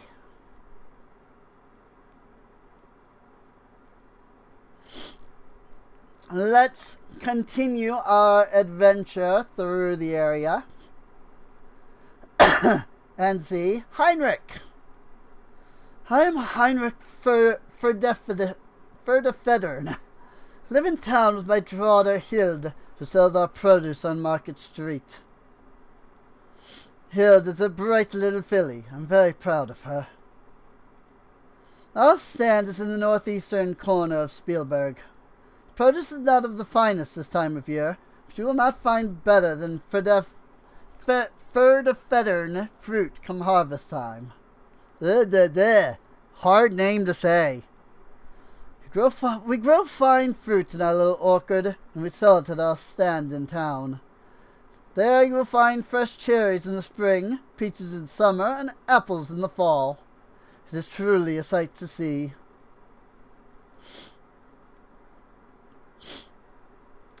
The brigands attacked me a few months ago. I'm a strong fighter, and my hooves are deadly, but there were too many of them.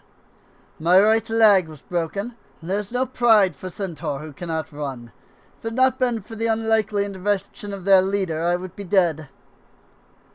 I heard about that. Leader came up after the brigands attacked me and forced them to stop, ordering them not to hurt people from the town. Then, to my amazement, the leader gave me a healing potion and had me carried to the healer's house. It was hard to judge the leader, whose face was obscured by a large helm, but there was compassion unlike what one expects from a brigand. The healer lives east of here.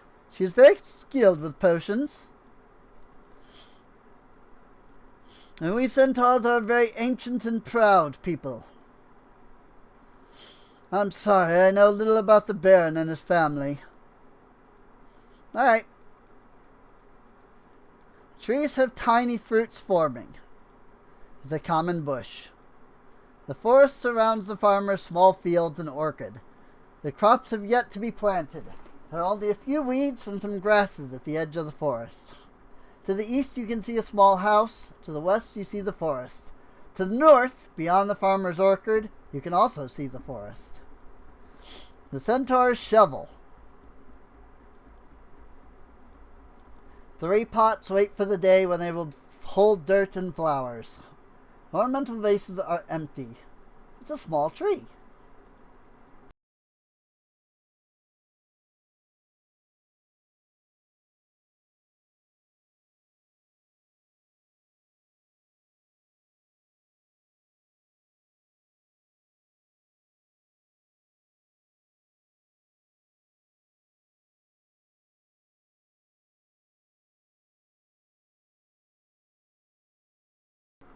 Sorry about that. The microphone,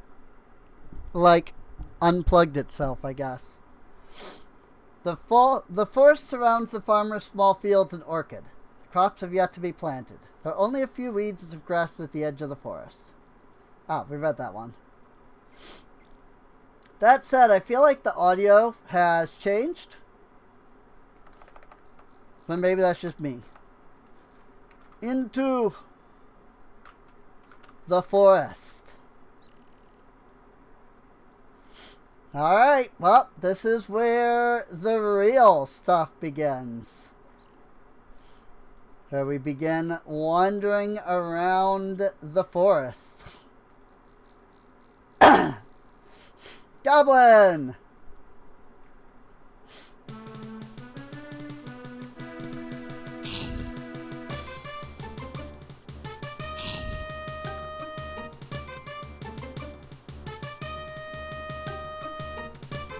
So exhausted, everything you do hurts. Uh-oh.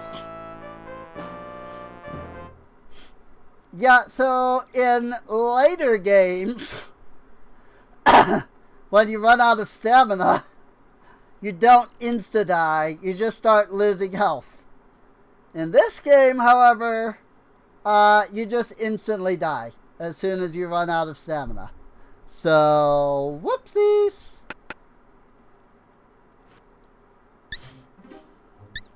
Actually, I don't need to come in here. Because I could just take a 60-minute rest. It is mid-afternoon.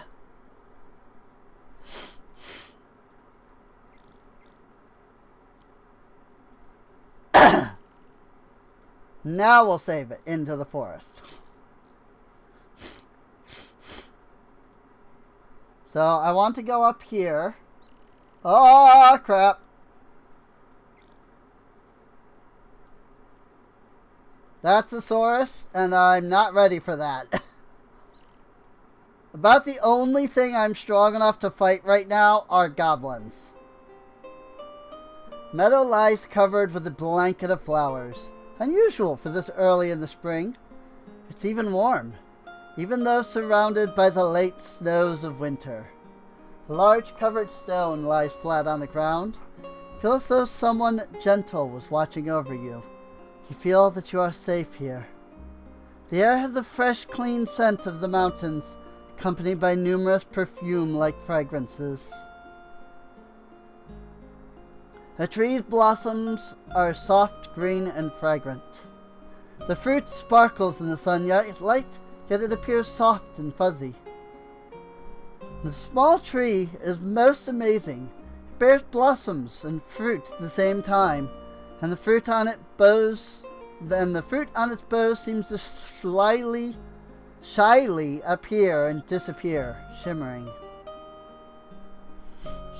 All kinds of colorful and fragrant flowers and grasses cover the meadow. Grasses in the meadow are covered over with flowers. Large stone appears to be ancient and deliberately placed. Marks carved into the stone almost look like writing. The stone has the words, Irana's Peace carved upon the top. There are some runes carved along the side. I will not be able to do anything with that, though, because I am not a mage.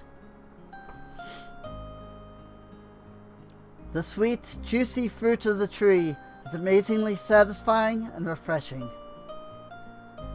I believe that gives us...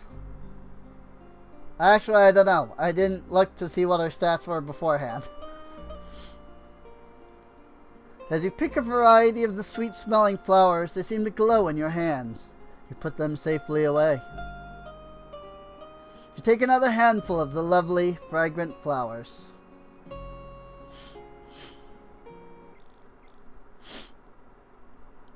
So, if you're ever caught outside,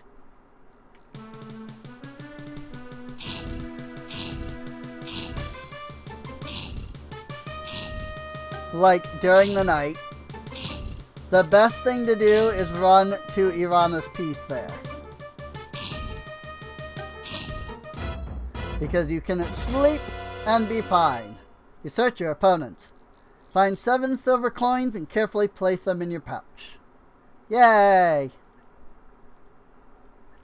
After some rest, you feel better.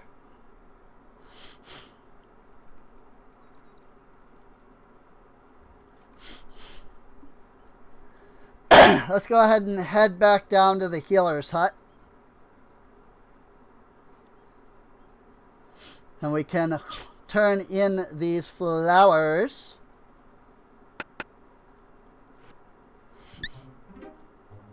What can I do for you this time? Actually, the question is, what can I do for you? Thank you. I can always use flowers from Irana's Peace in potion making. Here are your silvers. So, in the original game, you could only turn in 2 handfuls of flowers. After that, you just couldn't turn in any more flowers. In this version, they decided, like, nah, that was a little... that wasn't a great idea. So in this version of the game, you can turn in flowers constantly, no matter how many. And it's a good way to grind if you need monies. Especially if you're like, I don't know, a wizard. And you need to buy all of your spells, you know? Oh, that's a dead end. There seems to be a fox north of the road. Help me, he says. Something like that. You spring the trap. In exchange for your kindness, I will give you some advice and a bit of information. First of all, it sometimes pays off to be polite, even to rude people. As for the amusing tidbit, Baba Yaga put an enchantment on the Baron's daughter some years back. To break the spell, you need to talk to the Dryad. Au revoir. Ta-ta for now. Be seeing you. And the fox is gone. But that gives us some very important information. Oh, hi. Far from the forest field fares forth this fighter, a frost field. Hunger has hurled me hither from home. My name it is known in the Northlands as Broggy. Barter with blades clash, or bargain with me. Hi? Broggy I be, to boast of my boldness. Strong as the storm that sends forth the snow. Fiercer in fighting than foes in their fury. Fear now this frost giant, fight her and flee. Far from the frost field fares forth this fighter. Hunger has hurled me hither from home. Let's enjoy the freaking introduction he does, so. Find me some fruit for to mellow my mead hoard. Gift I will give you of a gem that now glows. Jewel from Jotunheim, flare of the frost flame. Fetch to me fruits that will fill up my fists. Looks like it will take a lot of fruit to fill up those fists. It will take exactly 70 apples. High point of harvest, the finest of flavor. Apples of oranges, peaches, or pears. Mead is the mother's milk, mighty yet mellow, that brings joy to giants and madness to men. Glow of the frost flame that fills up the night field, a jewel that is flawless, the finest of gems. Hollow my food house, for my hunt has been hindered by having to hurry here from my home.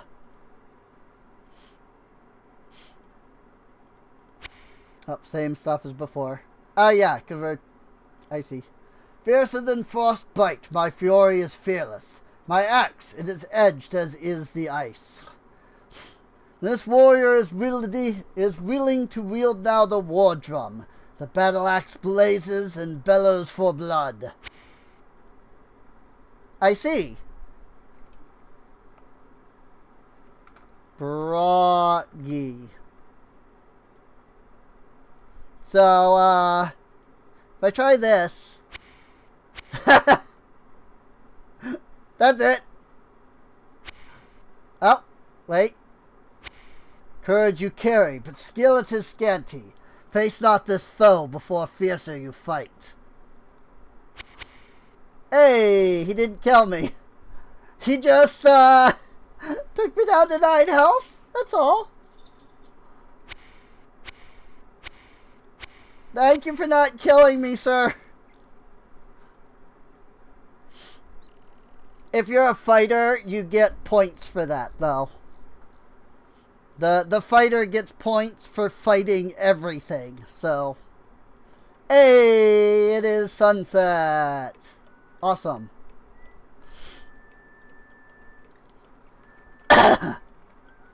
Back in town.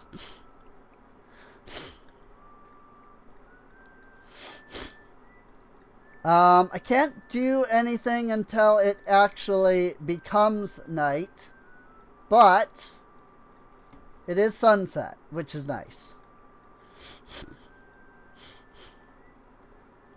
I can probably pull a 60-minute rest. Nope. That did not pass enough time. Alright.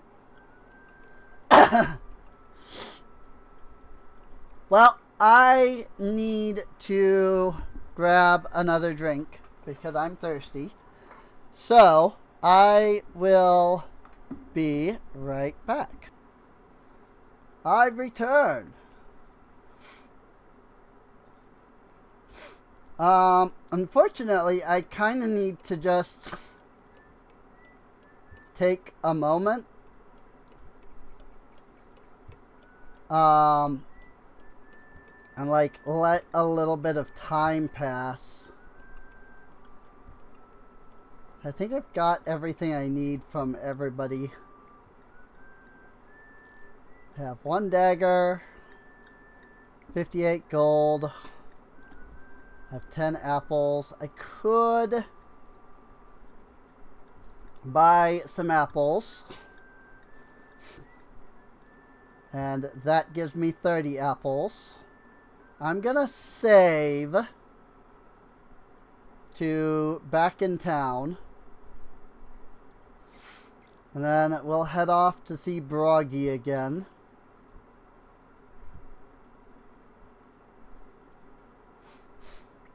I played this game enough that I know where everything is without any, like, issue or thought. Your meager selection of fruit makes a paltry pile at the bottom of the giant's cupped hands. You'll need quite a few more apples to fill those hands. Awesome. It did allow me to give him only 30 to start with. Which is good. Because I do not have the strength to carry 70 apples.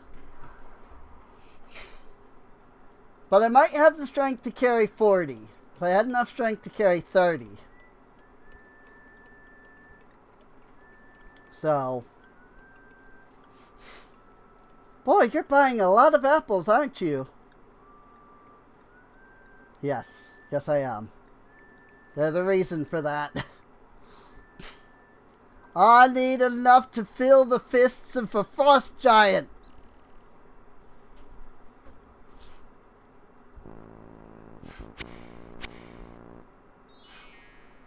But I do believe you can give him see.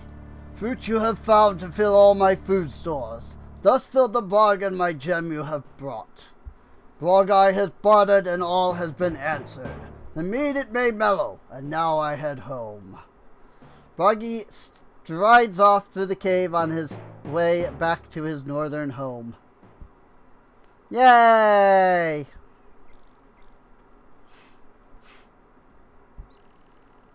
Huh?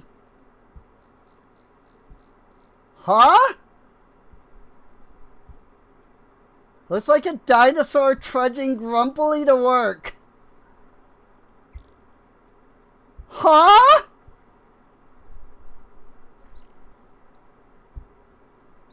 I've never seen that before. In all my years of playing this game, I've never seen that.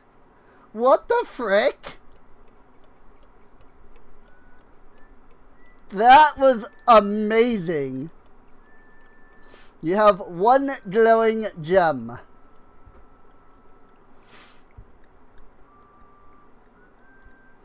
Also, I don't need this piece of paper.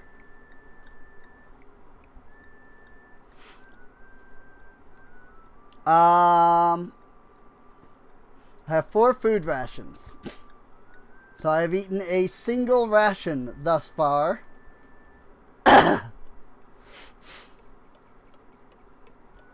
But that makes sense because I've been eating like other places. So, I believe, does that give me 5? It gives me 10. Okay, I don't need more than that. That's good.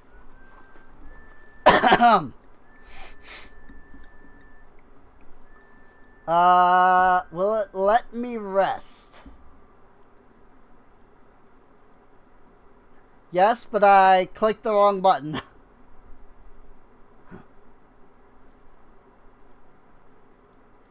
Let me just, go ahead and reset that.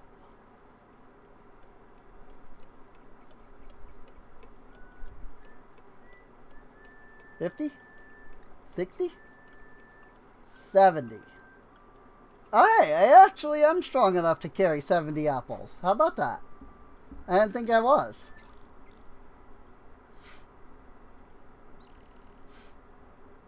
There's no way I get that event again. Which is sad, because I would have loved to use that as a thumbnail. Yeah, take your thing. Keep saving and back in town. Yep, see.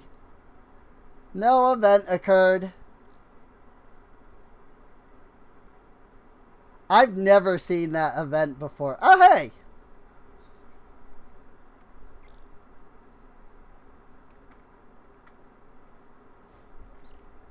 Are they able to get the event to occur again?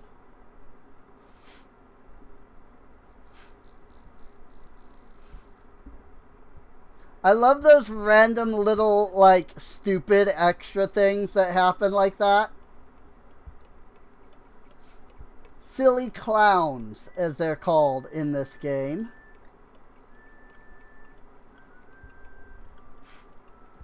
Yay! It's night now.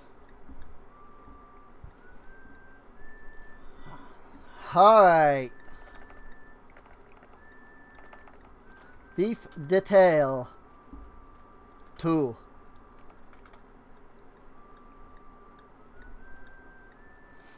So, this is why I bought the toolkit.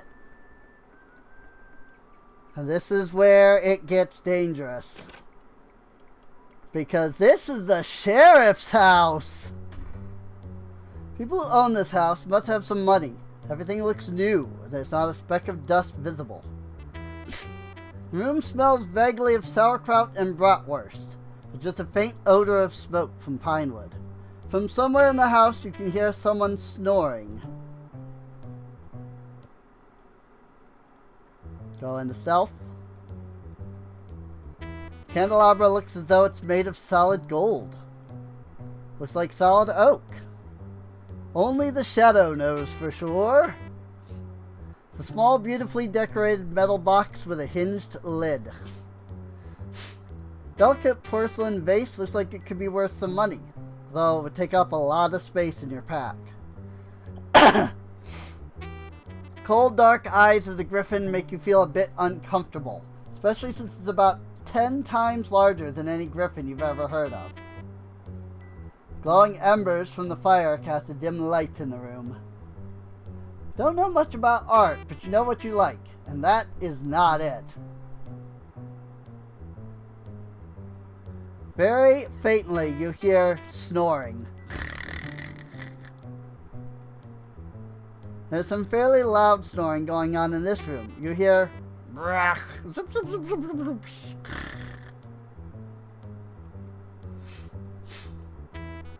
Someone, or something, is snoring up a storm. You hear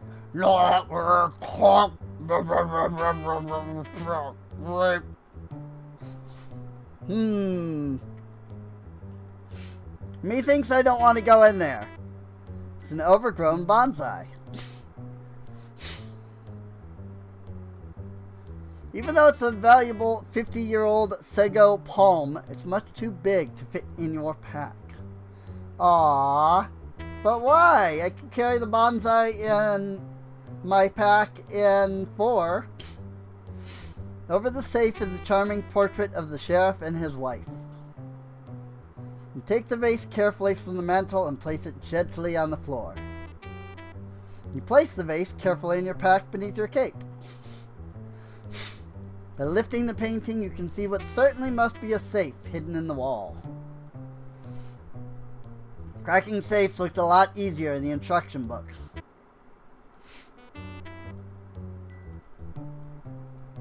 Nope, I just gotta keep trying. Oh, frick! Now you've done it. It's hard to be a hero when you're locked up for breaking and entering, or entering and breaking as the case may be. Be a little more intelligent and a lot quieter if you ever try something like this again. That could be a problem. We might not be able to do the sheriff's yet then. We will try again, but you can only break into these places once, and if I don't get into that safe, it's going to be unfortunate.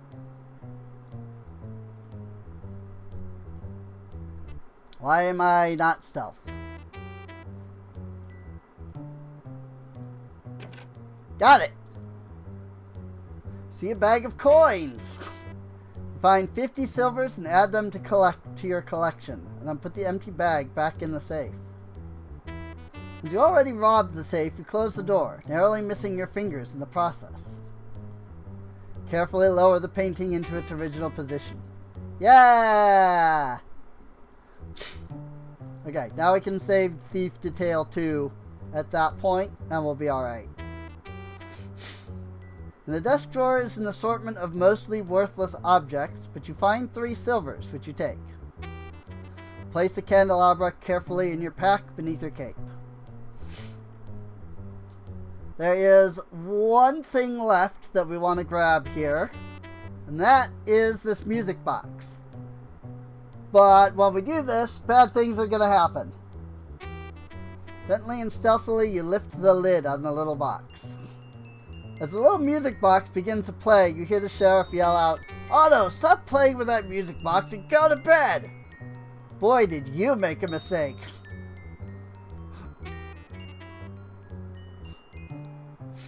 Otto, even in his sleepy state, winds the music box and closes the lid before he heads back to bed.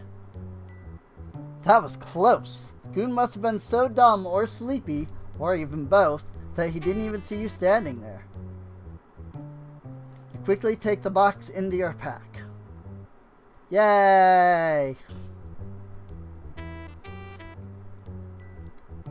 The room is dark and still. The candelabra looks like it is made of gold. The vase on the mantel might be worth taking.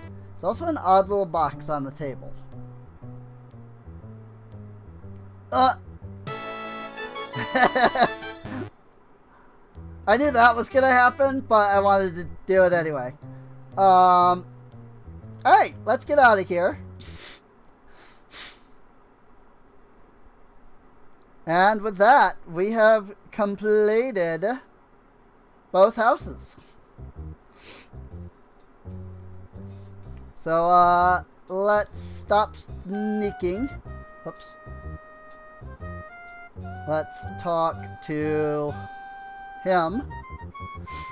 And yes, you have to type the password every time in the original.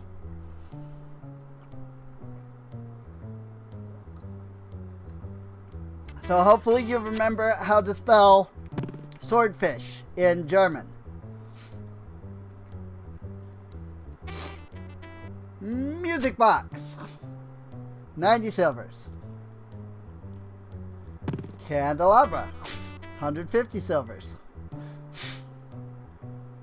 Porcelain vase. 40 silvers. Good lord.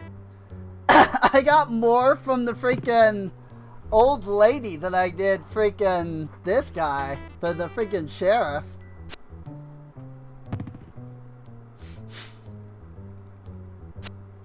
You're probably wondering if there's any honor among thieves. Oops. Oh, no, wait. Okay. I thought he was gonna kill me for that. So. But he did not. Which is good. However. Can't believe the chief thief's reflexes as he instantly reacts to your intention to pull a fast one. A dagger flies like lightning and... Rip. Yeah, so don't try to kill him.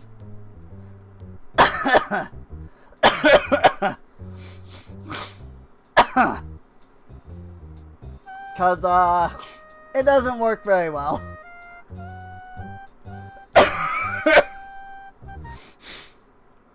Ah!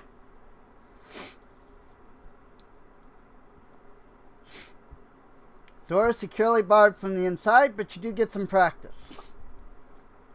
That said, if you do need... Uh-oh. You made too much noise. If you do need some practice in picklocking, these doors are a good way to go about it. You can click 3 times, and then you don't want to click anymore, apparently. But our picklock skill is now at 29. So that helps.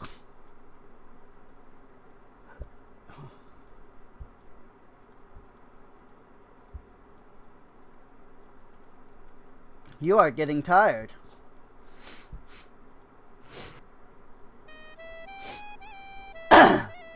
That means it's midnight. So let's get a good night's rest.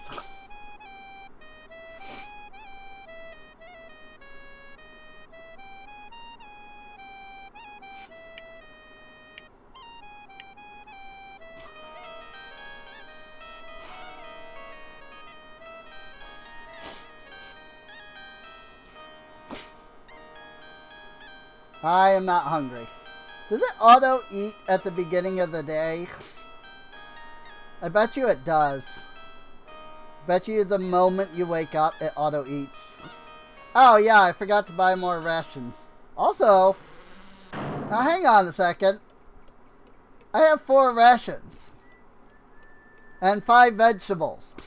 But I'm not hungry? Huh. How odd.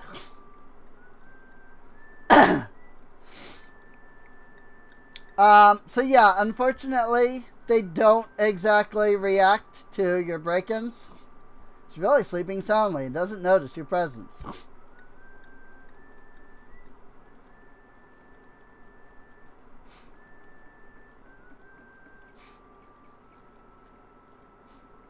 Nope, I can't walk up there at all. Okay. That's fine.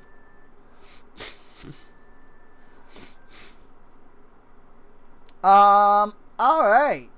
Well, with that, it is time to go a-wandering. Because I can't think of anything specifically that I need to do right now. It would probably be a good idea for me to fight some dudes. The hollow log looks somberly back with its single giant eye, and you know at once that nothing is to be gained by investigating this gaunt relic of a more vertical past. Which is odd because it's very clearly, like, you know, separated from everything. So, lake water tastes pretty good, if a bit flat.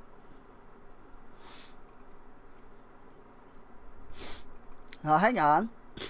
Oh, frick. The roar of the waterfall fills your ears, and the cold spray dampens your face as you approach. So, this is a thing that happens with really old games like this. When they have been on for too long, the colors die. And the only way to fix that is a full quit and reload. So let me do that. I don't know what causes that, but that unfortunately is a regular occurrence on these old games.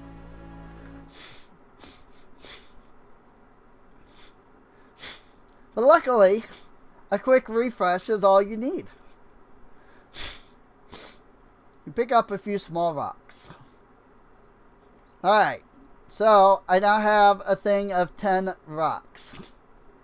I need to do a little throw practicing. Rock makes a sharp sound as it hits the door. Oh. Really? 13 is enough to hit the door? Ah, there it is. Missed. Missed. I must have just gotten a really good roll on that one.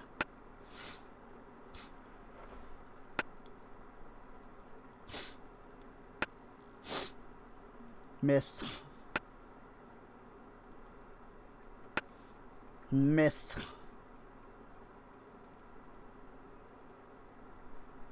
How's my stamina? 25 out of 32. Not bad. Not bad. We'll save this under. It's a door.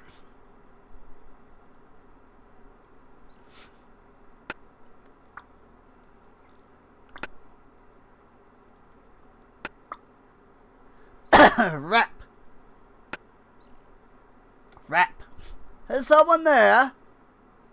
Oh, hello. Come right up. Just climb the ladder.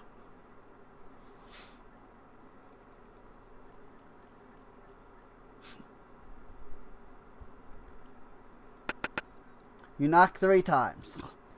Just a minute, just a minute. Please move away from the door.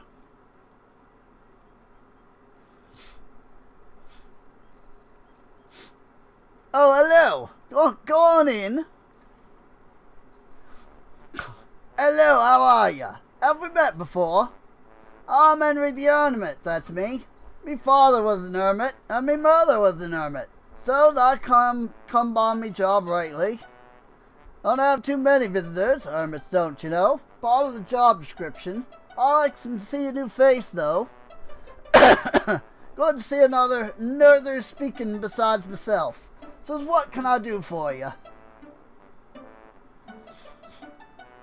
I'm Henry. Henry the Eighth I is. My father was an Henry, and his father was an Henry, and his father was an Henry, and his father was an Henry, and his father was an Henry, and his father was an Henry, and his father was an Henry, and everyone was an hermit. An hermit is one what lives alone, far away from them what talks too much or asks too many questions. Hermits are shy, quiet types, what don't say much. My brother Harry hardly says a word in a year. My sister Orson hasn't spoken since she was 6, and never talks at all. Yes, we hermits knows how to keep a mouth shut. Knows how. Well, it's dark and damp, and the water's roar, so there's not a moment's quiet. Ceiling drips and the walls are slimy, and it's always cold. But, oh well, says I, it's home. My family lives pretty far apart from each other. We're all hermits, you know. This here's what's called the Flying Falls. I'm doing some flying falls around here myself. That porch gets slippery sometimes. I know some magic. Erasmus the Wizard taught me some spells. He's what put the spell on the ladder so the brigands don't get up. Them what climbs the rocks gets the door opening in their face. He's my friend, Ian Fenris. Powerful wizard he is. I hear his house is something to see up north. I don't make it out much, and he's pretty busy, so I don't see him too often. When we do all get together, you can be sure we'll all have fun. He loves to play his games, he do. Fenris? Fenris is their Erasmus's familiar, or is that the other way around? Erasmus's favorite game is the Mage's Mage. I have to be a magic user to play it, though. Erasmus is awful good at it. I've never beaten the Mage's Maze. Spells what I knows is pretty simple, maybe, but I like 'em. I can make me glad to show up and my door close, and even get rid of pests using the trigger spell, you see. It's a spell what sets off other spells. Likes when he wants to see the ladder, he casts a trigger, and there you have it, large as life. Of course, you got to have a spell on the invisible ladder to make it visible first, but it has its uses. I think I have a scroll with a spell, if you be knowing some magic, that is. If you be wanting to learn the spell, I'll be pleased to share it to you. Just getting molded in me hiding place. Do you want it? I think you've been having too little magic for it to be any use to you. Yeah, we don't have magic, so. Nasty sorts they is. I sees them sneaking around the woods all the times. Other than the warlock, I has nothing to do with them. The warlock, you say? He's not so bad. Got a good sense of humor, he has. I get the giggles just to think of him. He's come by at times to chat. Borrowed the mirror what I borrowed from Erasmus, he did. Mirror? Magic mirror of reflection it was. If you use it when that spell was cast at you, it was what sent it back at the one who cast it. Do unto others, I says. That's gonna be important. It's the hermit's staff. He needs a large staff to help him record his memoirs for posterity. This is the swinging, rockin' cave entrance. The hermit has all the amenities, including running water. It's an ancient Egyptian pot from the tomb of Anan-Ha. Place to keep grain for hermit's ale. Henry always keeps a good supply of coal on hand. Fires down to a set of dimly glowing coals. You see a cot. The relic from India, snake charmer's basket. Yes, what you see is in fact a table. See the shaggiest little man, you think it's a man anyway, you've ever seen. Cool. If you ever be needing a place to stay the night and you're in the area, I can be willing to put you up for the night for some rations and a couple of games of cribbage. Whee! There we go. Since I'm here, let's grab a flask with the crystal clear water from the waterfall. We have 1 water-filled flask. I have 2 healing potions. I still have 6 small rocks.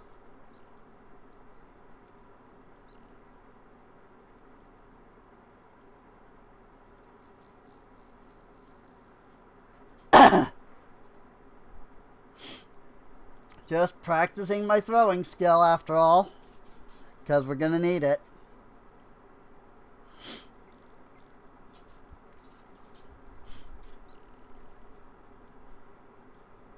Usually when it takes a moment to load like that, that means a monster. But I guess not.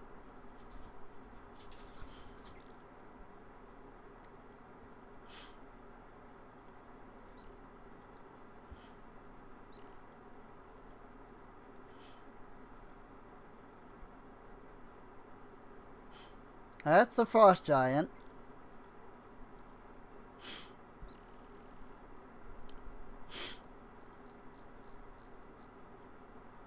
Maybe it's this path. Yeah! Here we go.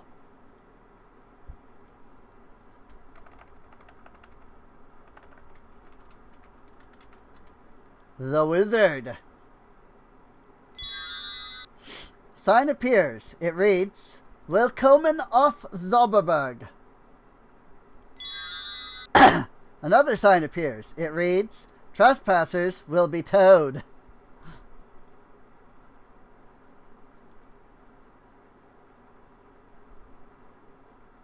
And yes, we are in fact taking that entire trip all along this whole path.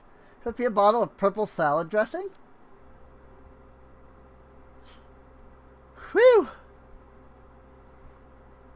You feel as though you've just scaled the Matterhorn in full armor. What a climb! You can see all of Spielberg Valley from here. After you finally catch your breath, you see that you have reached the rather eccentric-looking house that you saw from below. There's an ugly gargoyle above the entrance. Stand fast! He who would the wizard see first must answer questions 3. What is your name? William Denham. Gunga Din. King Gramcracker. That's a reference to King's Quest. Call me Ishmael. I'm so confused. What is your quest? I want glory. I want to boldly go where no one has gone before. I seek the Holy Grail. I just happened to be in the neighborhood. Thought I'd drop by. I want to be a pirate. What is the meaning of life, the universe, and everything? 42. I don't know. Life is but a dream. Life is just a bowl of cherries. Know what to kiss and when. So you put some deep thought into the question, eh? A wizard'll see you now. Go directly up the tower. Do not dally. Stone creature looks like it's bored. Wouldn't you be? Through the open door, you can see the inside of Erasmus's tower is even more unusual than the outside. See the purple home of someone who must enjoy his precarious perch upon the peak. This room is full of odds, ends, and stuff. The wizard must be a real character. The poor stuffed peacock seems bedraggled, worn, and overused. Whoop! You admire the plumage on the peacock. And then it goes back to normal. This is a Zen lamp. You feel enlightened in its presence. It's the famous Duncan Dragon. You haven't seen one of these in years. Looks like you've slammed a dunker. Oops. There's a strange figure on the bookshelf. Looks like an overgrown rat wearing a wizard's hat. It's probably a bottle of gin. Books on the shelves of the bookcase appear to be very old, very rare, and very magical. Find titles like Zen and the Art of Magical Maintenance, How to be a Halfling, The Sensuous Succubus, and Tobin's Spirit Guide, Volume 2, Asmodeus to Casper. Rasmus likes to keep his suits well ironed. A casket with a stick shift? This is a sarcophagus, probably on loan from the Egyptian section of the Leyendecker Museum. You can tell because it has a ribbon around it. It's tied in a laurel bow. Through the portal to the east sits a standing room only. Through the portal to the west stands a small sitting room. From the looks of these crystals, this castle must be a gigantic geode. It was a moderately large and fearful dragon at one time. I wouldn't do that if I were you.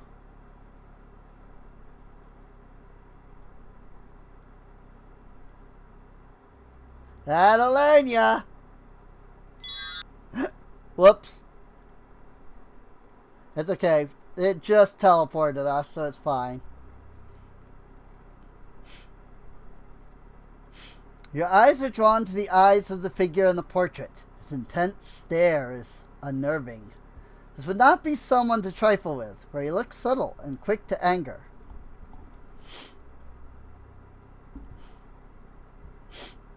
Up we go. What?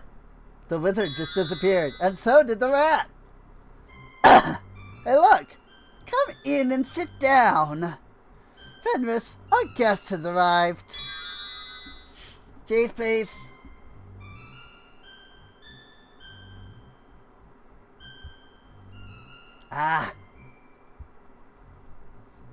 Erasmus, I am a wizard of some renown. Fenris, what am I, some sort of object? Am I invisible or something that you talk about me behind my back in front of my face? Sheesh, no respect. It's hard to take anyone very seriously who wears such a ridiculous hat. It'd be best to wait until Erasmus puts down his cup of tea before asking any questions. If magic be the lute of life, play on. The quote was music, not magic, and I was food, not loot. How about magic makes the world go round? Money makes the world go round. Oh, very well then, to put it in my own words, magic is the essence and the soul of life, and the wizard is a poet. Actually, it was Merlin who said that first, but he used the term magician, not wizard. Fenris, there are times when you would look better as a newt.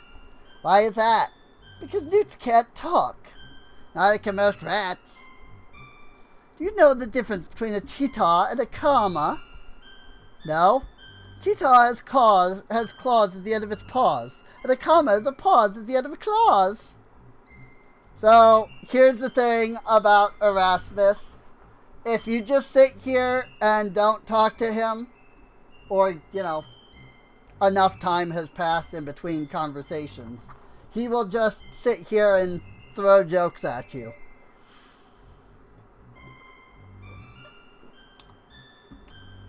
He will also get really upset if you start, telling him the punchlines. So, always say no. Zara has a real flair for the theatric. Her entrance at the magic shop is a bit showy, but effective. It's a pity she has no sense of humor. Just because she doesn't laugh at your jokes doesn't mean that she lacks a sense of humor. It just means that she has good taste. Baba Yaga is good at curses and shape-changing spells. She has a nasty temper and doesn't believe in safe hex. Get it? Safe hex. It's best to stay on her good side. You have to watch her. She cheats at cards. That a yell. She started it first. Besides, I wanted her to get a taste of her own medicine. Shame she still beats you. Curses? A curse Baba Yaga placed upon Baron von Spielberg was a fine example of creative cursing. Upon von Spielberg and all his clan, this curse I now demand. What I will shall come full measure, so shall ye lose all that ye treasure. Of course, the problem is that for every curse there is an equal and opposite counter-curse. Counter-curse? A counter-curse is a cure for a curse. It usually works against the one who cast the curse in the first place. The counter-curse for the curse of the Baron goes, come a hero from the east, free the man from in the beast, bring the child from out the band, drive the curser from the land. There it is. There it is. So to break the curse, a hero must get rid of Baba Yaga. In addition to all the other things, it does not reflect well on Baba Yaga. Nothing reflects well upon that ogress. She has a face that would break anything but a magic mirror. So yes, that is the most important line in the game. Come as the hero from the east, which we did. Save the child from the beast or whatever. But basically it's telling you like the 3 steps to like complete the game. You have to save the guy who has been turned into a beast. You have to save Elsa from the band, whatever that is. I know, obviously, but I'm trying not to spoil. And then, of course, from there we have to then drive away Baba Yaga. If we do all that, we win the game. There are many types of magic mirrors. One of the more common types is the one that has a strange face popping up every so often. Reminds me of the one in the master bedroom. That's not magical. No, but it does have a strange face peering from it whenever you're in the room. At any rate, I used to have a nice magic hand mirror I misplaced around here somewhere. It could be used to reflect a spell back upon the caster. So if you happen upon a small golden magical mirror with a dragon handle it, you'll know it's mine. There was a flagon with a dragon. The mirror had a lair. Oh, that's right. Well, if you find a magic mirror with a face on it, you'll know it reflects spells. I love all the little references in this game. Which one is that? It's the dragon with the flagon has the brood that is true. I don't remember what movie that's from. That movie is freaking hilarious, though, whichever one it is. I don't remember. Never met her. I only built this vacation home here a century ago. Ron has a nice little magical meadow in her name northwest of here. Pretty respectable spellcaster, I imagine. The protection spell she casts over the town is fairly good, but I believe she missed a few places. Only just because the only thing anyone named after you was a soft drink. I thought that Erasmus's Razzle Dazzle Root Beer was a wonderful name for a product.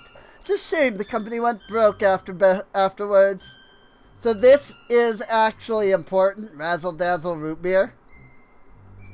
And the reason why is because if you play the original game, you can turn on the debug mode by typing in Razzle Dazzle Root Beer. In the second game, the debug mode is locked behind the phrase "suck blue frog." So, but yeah, in this one it's Razzle Dazzle Root Beer. For anybody who plays the EGA as opposed to the VGA. Protection spell? A Rana spell prevents the use of excessive violence or hostile magic within Spielberg's walls, with the exception of a couple of places. Looks to me as if she missed the back part of the alley. The spell only applies to areas in town above the ground. Pretty shoddy, if you ask me. Nobody asked you. So yeah, that's why the thieves can operate in the back alley, because it doesn't do that. So, Court Jester, that might be it. That might be the movie. Basically, anyone who uses magic is a magic user. Anyone who casts spells is a spell caster.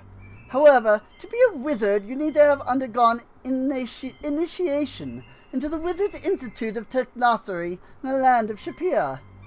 Magicians and sorcerers are wizards who specialize. I myself strive to master all aspects of magic, unlike those narrow-minded specialists. You wouldn't want to lose your amateur standing, after all. I prefer to think of myself as a dilettante. Whatever that means. Does that mean that you tease pickles? Initiation. You need to complete your quest here before you can become initiated as a wizard. It's important for a magic user to know as many spells as possible. You never know just what might come in handy. Unfortunately, we are not a magic user. They are supposed to have a warlock working with them. From what I've seen, he's more a nincompoop than a necromancer. Nincompoop? He laughs too much when he casts his spells. That's because his jokes are funnier than yours. The only thing I've seen the brigand warlock cast is sneezing powder. Do you know which has more legs, one cow or no cow? Yes. Too easy, huh? Well, I'll just have to think of a better one. That was the wrong one. It was supposed to be no. Isn't that the vampire who fell in love with throats? No, that's a necromancer. A necromancer is a magic user who has a rather unsavory relationship with corpses. Does that mean a necromancer has girlfriends? It means a necromancer is someone who deals with the undead. Canasta with cadavers and spades with shades, eh? What's there to say? For a rat, I'm a really great guy. Although for such a great guy, you're really a rat. Erasmus is my familiar. Isn't that the other way around? Familiar is my Erasmus? I've always found Erasmus to be overly familiar. No, I mean, aren't you my familiar? Tisk tisk, all these years you still don't know? I love these two. They're great, honestly. Unfortunately, that is all that there is to do here, because I am not a spellcaster. So, really, at this point, all I can do is either sit here and listen to jokes. Do you know what time it is when Otto walks through your door? Time to get a new door. Or, I can try to leave. Not in my house, you don't.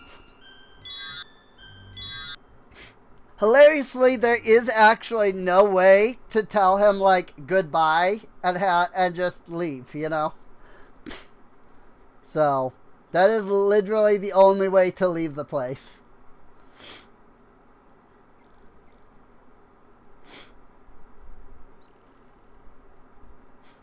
Ah! There was a monster! Oh, crap!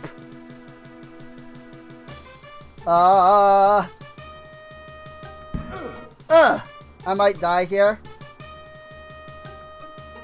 The brigands are easily the hardest basic enemy in the game.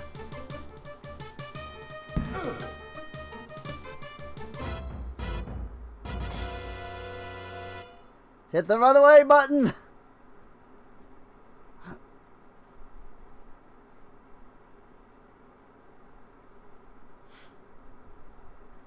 Hello, goblin friend.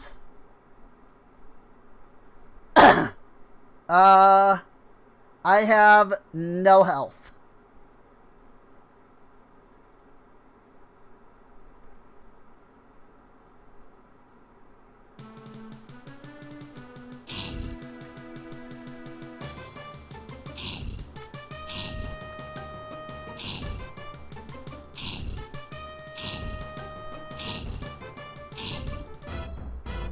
Got him.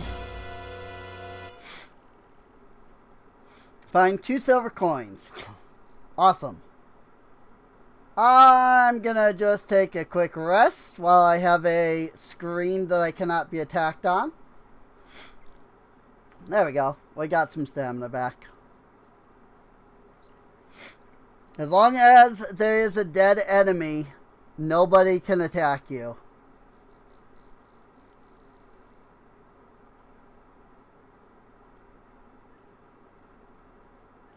Oh crap, this could go poorly. Or not. Ugh.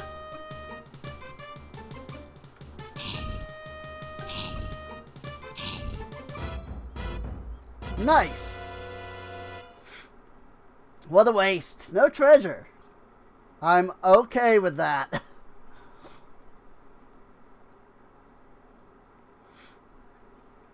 I am okay with that. It is midday on day 3. After some rest, you feel better. Ah! There was a goblin at the end of the screen.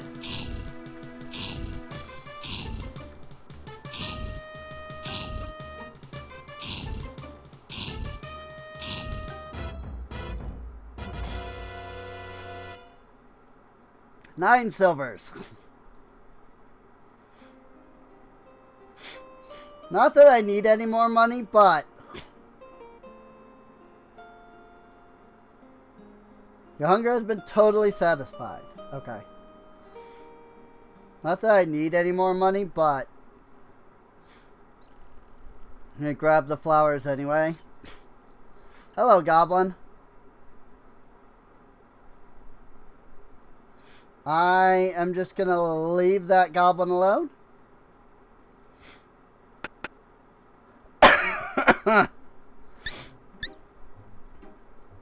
Hello, healer lady. I come bearing flowers. Then, now that we have 86 gold, I'm gonna buy some healing pots and some stamina pots.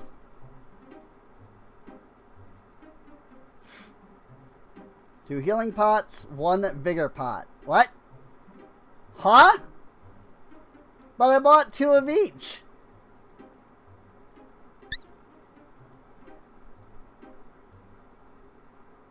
Whoops, that took me... I didn't realize I hadn't saved in that long. No goblin or brigand. Okay. Ah! That's a brigand though. Freaking run away!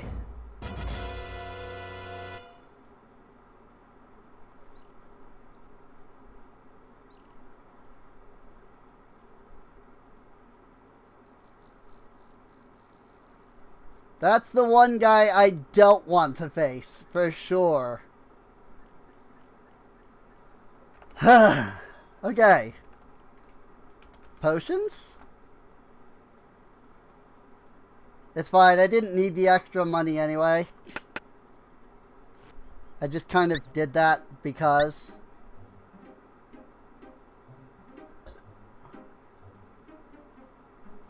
I have 2 healing potions. Stamina.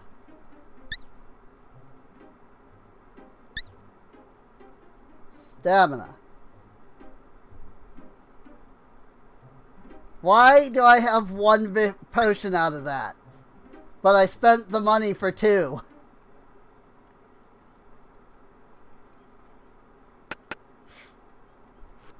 That must be a bug. I do kind of remember this.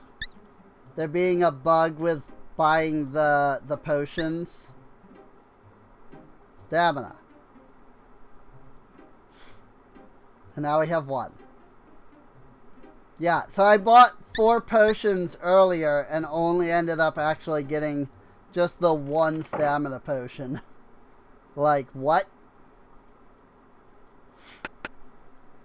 But it took the gold.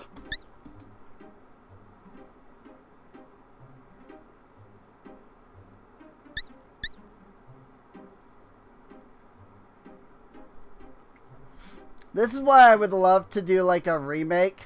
What the frick? Hey, look at that. I still have 1 potion. I bought a 2nd potion and it just didn't give it to me.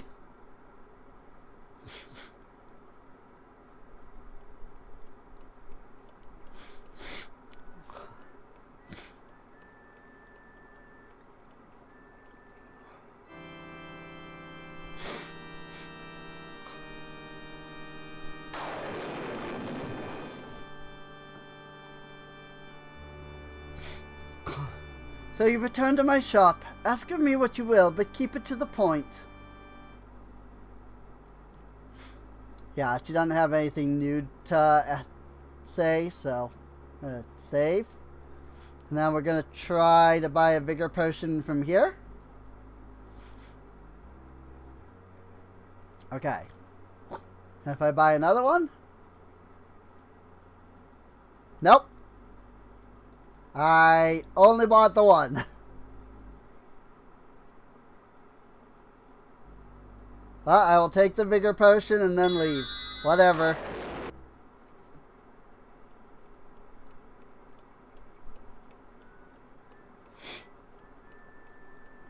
The important part is that we got a couple of potions. So, now, sort of the problem now is I just don't have the stats to really do anything else in this game. I need to get stronger.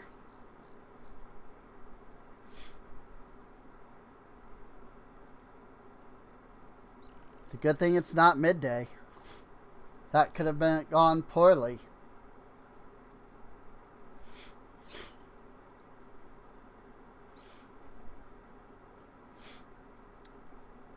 I don't know why I went to the same area.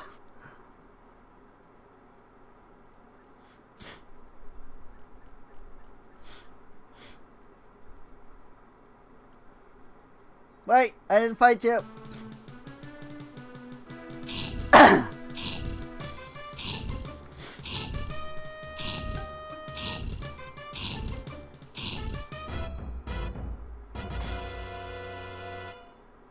A single silver coin.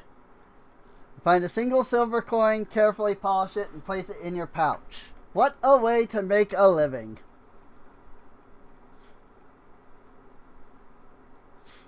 A single coin from that goblin.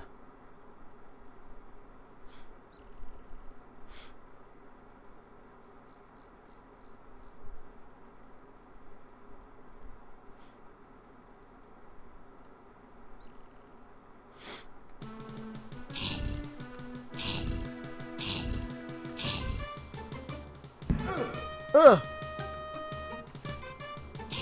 Crap.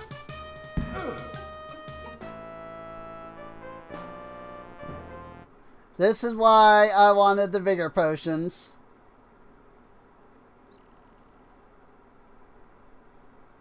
So that I could restore my stamina. But the game was not letting me buy more potions. So, oh crap. I don't want to fight you. Okay. Going into that screen, that is a safe screen.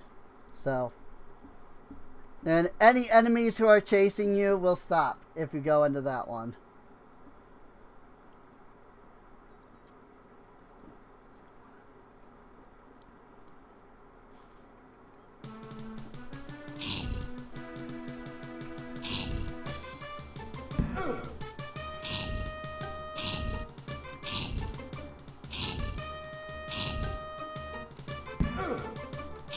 Freaking die. Gosh dang.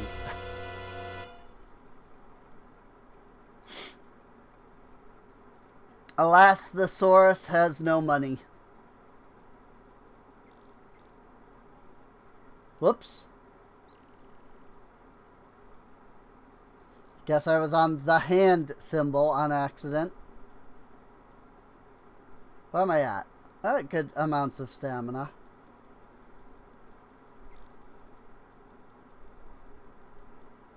Let me just go ahead and throw those rocks so that I can build up my throwing a little.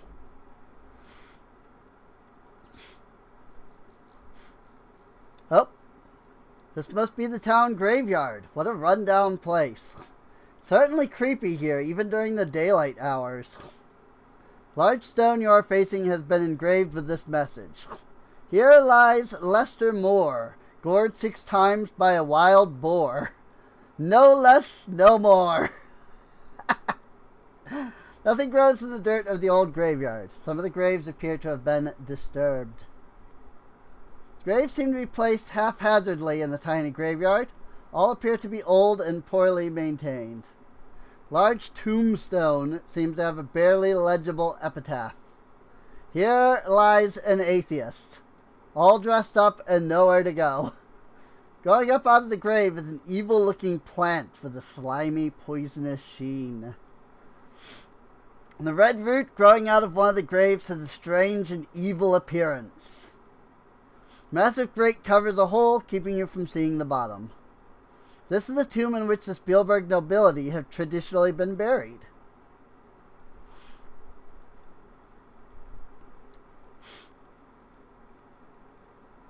Alrighty.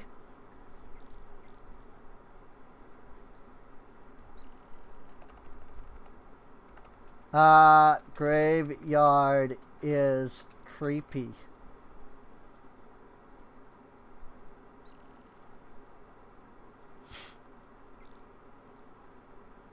Oh, here's the white stag. Beautiful white stag is foraging for food.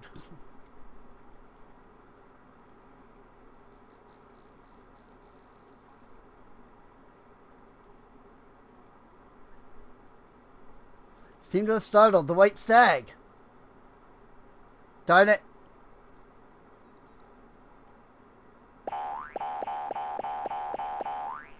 By golly, it's an Antwerp! Antwerps are on the endangered species list. They are rarely seen. Rocks were left here by some receding glacier. The way is impassable. Sheer rock cliffs rise to serious heights. It's a magnificent tree, isn't it? Some shrubbery, perhaps? It's an Antwerp.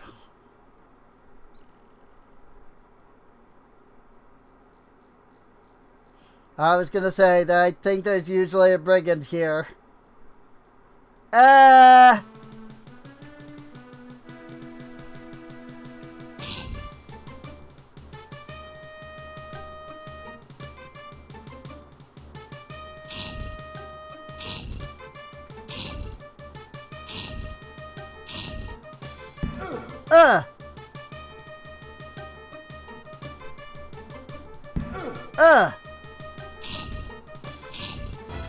Wow! I actually killed one. I didn't think I'd be strong enough for that. 6 silver coins and carefully place them in your pouch. Oh, I can no longer store any more saves.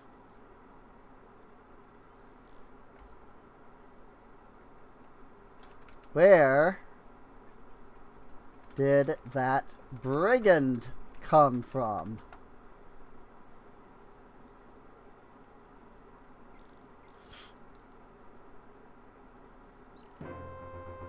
You have a bad feeling about this place. You have an even worse feeling about this place. Bye-bye. So, I think we just found the brigand's hideout. Aw, frick.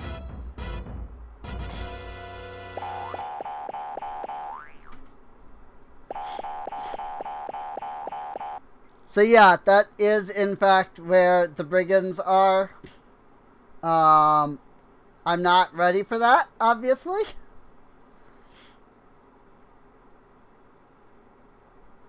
So, I'm not gonna go there.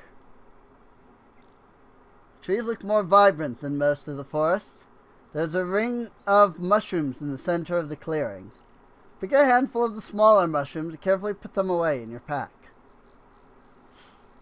It's a ring formed of large and rather unusual looking mushrooms. There used to be a member of a famous rock group, but it decided to split the scene. That's what they all say, apparently.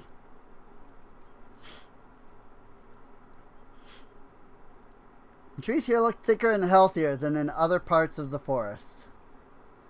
Trees seem more dense and lush than the rest of the woods.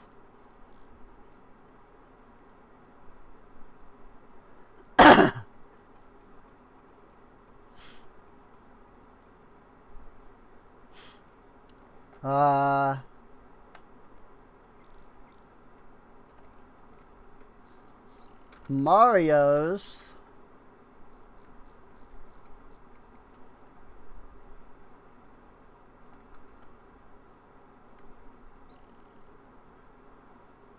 Freaking mushrooms.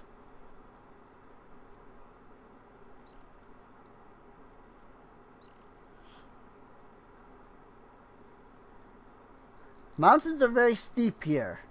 Large, heavy-looking rocks cover the many holes.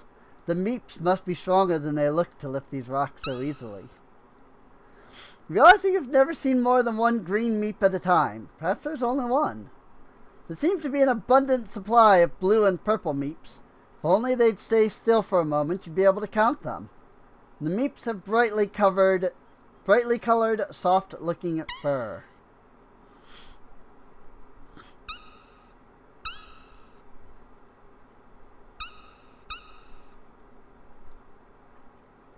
Huh.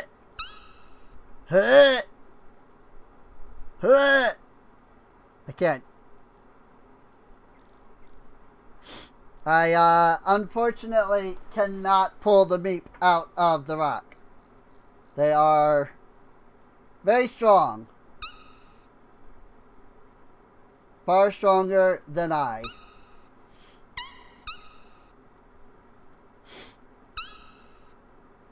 Trees and bush look much like those you've seen elsewhere in the valley. Mountains are very steep here. Large, heavy-looking rocks cover the many holes.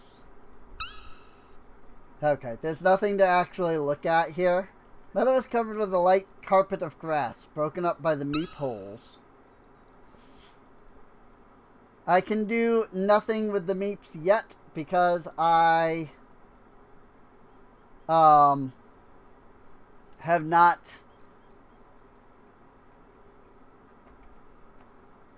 gotten the thing yet. Meeps. Like I'm trying not to do a lot of stuff too far in advance. And William here has yet to learn about the importance of the meeps, so.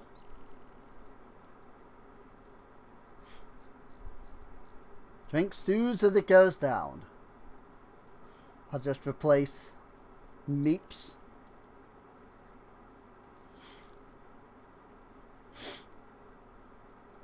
How many flasks do I have? I have 2 empty? Okay.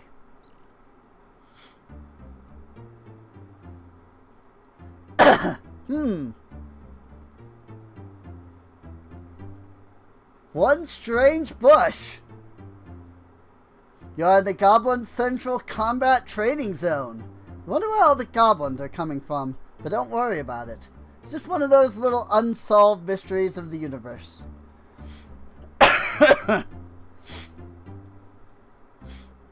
Nope, literally nothing I can click on otherwise. A goblin steps out of the bush. Goblin has a mean look in its eyes. Prepare for battle.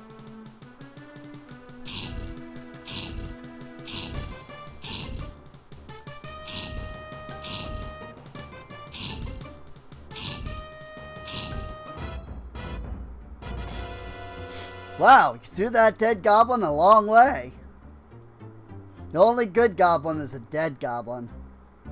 Find 5 silvers concealed in the pouch. It's Hollywood, a virtual goblin.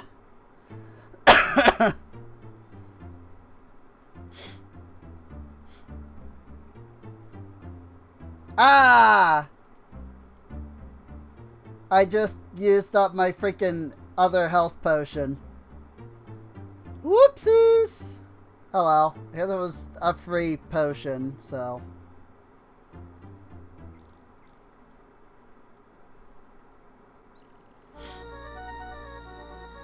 Looking around, you get the feeling that this is not a very friendly place to be. Baba Yaga does not welcome strangers. You have to deal with me before you can enter. Baba Yaga is one tough magic user. If you're so stupid that you want to enter, perhaps we can make a deal. Baba Yaga? Baba Yaga is the most powerful ogress around. If you have any brains, you'll stay away from her. You're some hero if you don't even know what an ogre is.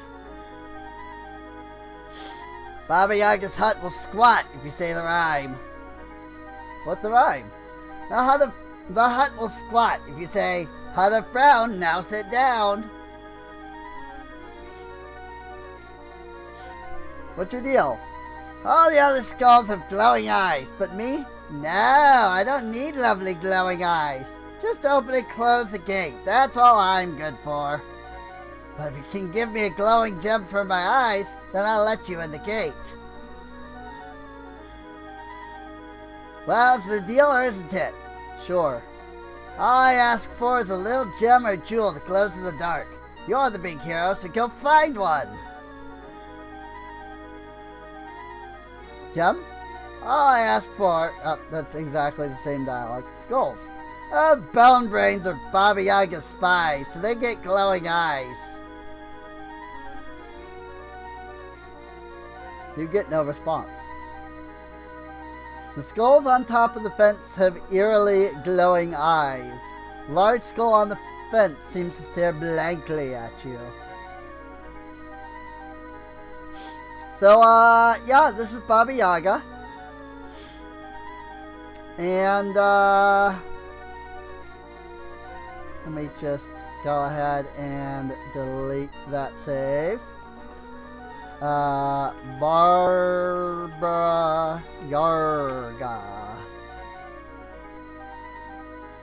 We do have the glowing gem, but there's really no point in me doing anything with that right now.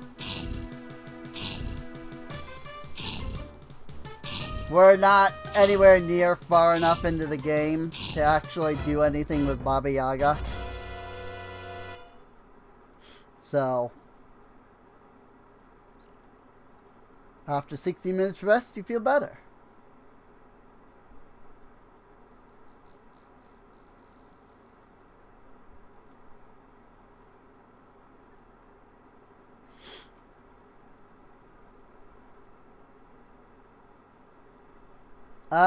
What time is it? Sunset approaches on day 3. Alright. In that case... Nope. Wrong way. Want to head back into town. Alas, there is no more for a thief to do.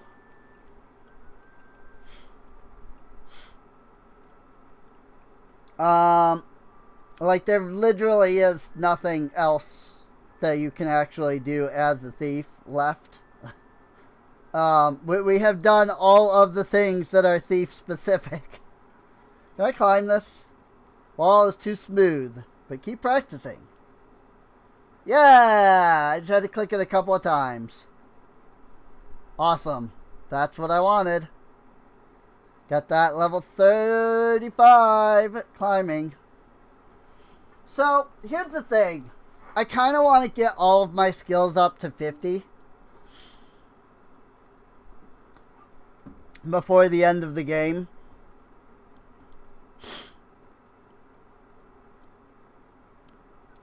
So making sure nobody is watching, you climb over the town's wall.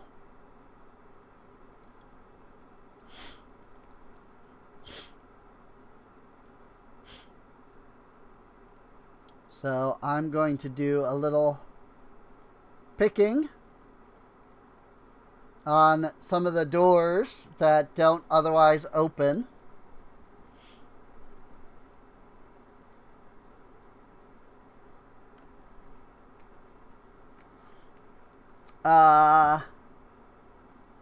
I want to pick some locks.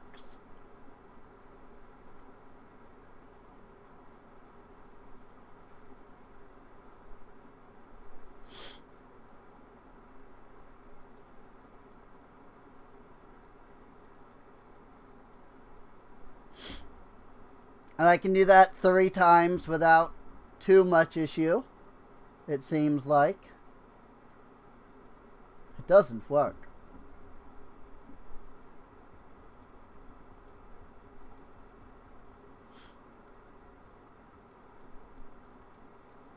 I think if I just leave and come back, it resets the counter. So I can just work on the dry goods store here.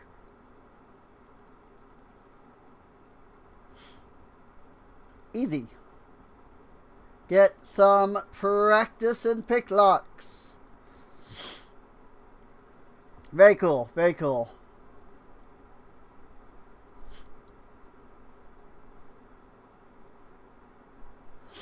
Our stats are pretty good at this point, though. 30 to 40 is generally kind of where you want to be at for most things in this game. Ah!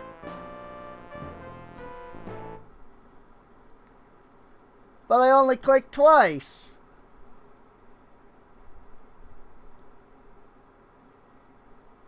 That surprised me.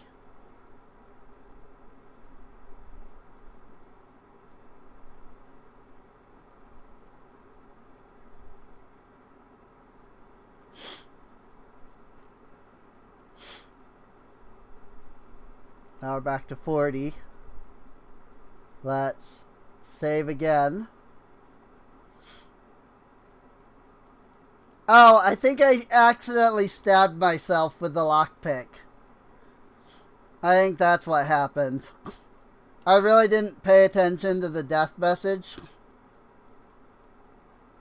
So, I think I accidentally used the lockpicks on myself. Which, you know, kills you. If I do this, remain amazed at the number and versatility of the little gimcracks and thingamabobs inside your thieves' toolkit. Oh, okay. Maybe I didn't. Delicately insert the lockpick into your left nostril. Success! Your nose is now open. Oh wow, it didn't kill me. Huh. That's interesting. Normally when you do that, it kills you. Maybe it's just because my lockpicking skill is so high. I'm smart enough to, like, do it right. Nope. Okay, see, so I did die from clicking on the door too much. Okay, that's fine. Maybe I'm just doing it on the same door too much. Yeah. It's fine. That should be enough lockpicking skill at this point. Oh, see, I didn't even gain any.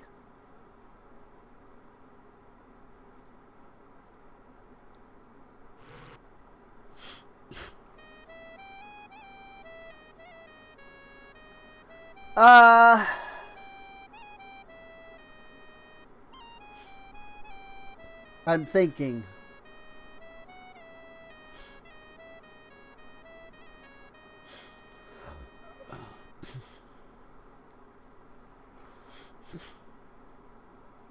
Abdullah do is no beggar. I was trying to feed you.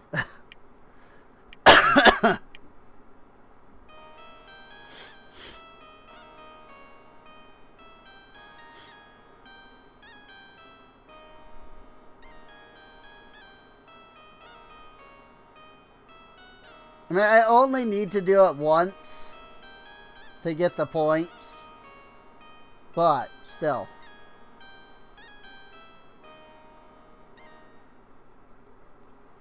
Sleep heals and refreshes you.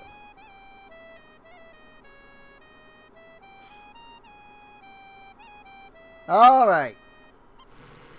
It is now day 4. And unfortunately, I don't know of anything else I can actually currently do. I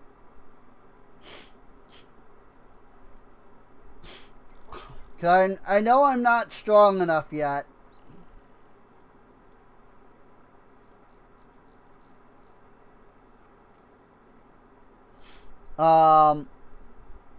So, like, I'm gonna have to keep getting stronger before I can face the cave. Oop.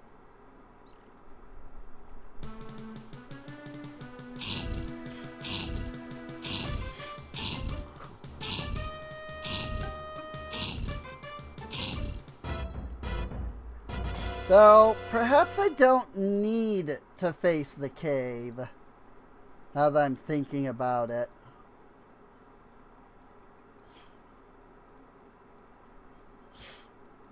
Oh, it's a brigand. I'm just gonna sneak away. I'm getting no stealth from this.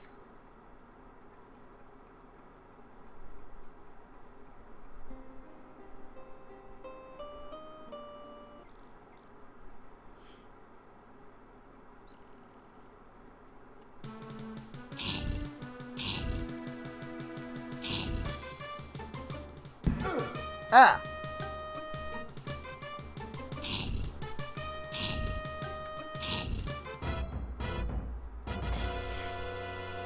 I tried to dodge. It did not work. You know what? Let's give it a try. Let's face the cave of doom.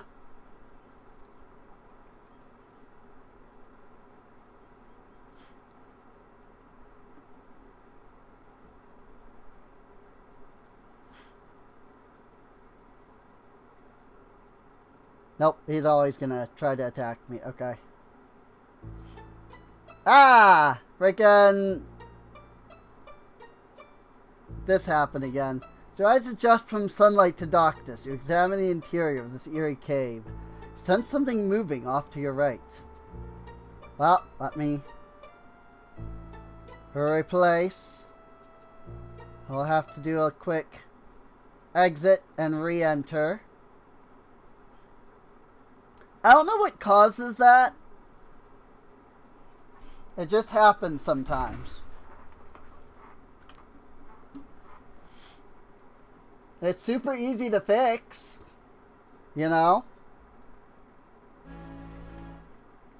But it really is just like you have to click out of the game, or you have to close the game and then reload the game.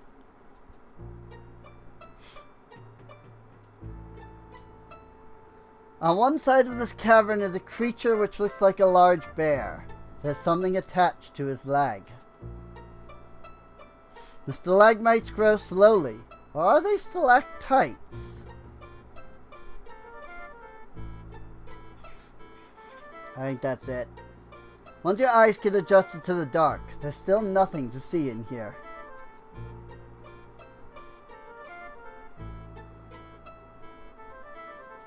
So this bear will kill me.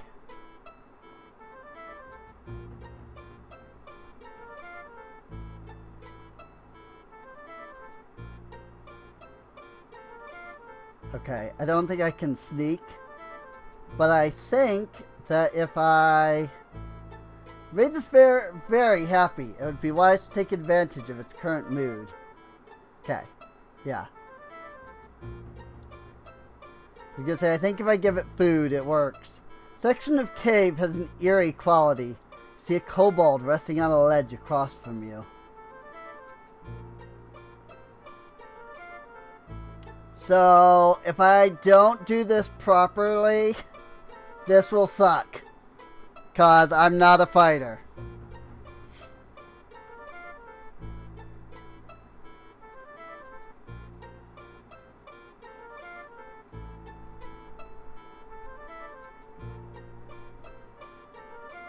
Pick up the kobold's mushrooms and put them in your pack.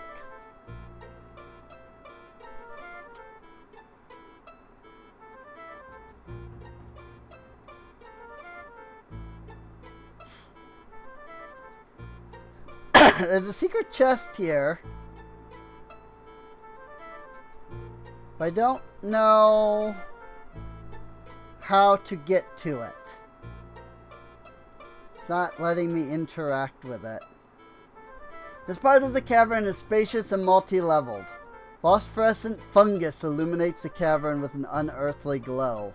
On a rocky platform above the cave floor is a kobold, one of the race of ugly, miserly creatures known for their skill in magic. Strange creature is dressed in ragged clothes. It has large, pale eyes. Must have spent its entire life in these caves. A large brass key hangs from a thong around the creature's neck. Not that kind of thong. The stalactites look much like the stalagmites, except that they go the other way.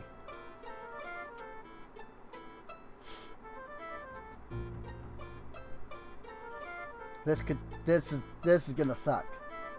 Very carefully, you remove the key from around the kobold's neck. Ho! Whew! First try.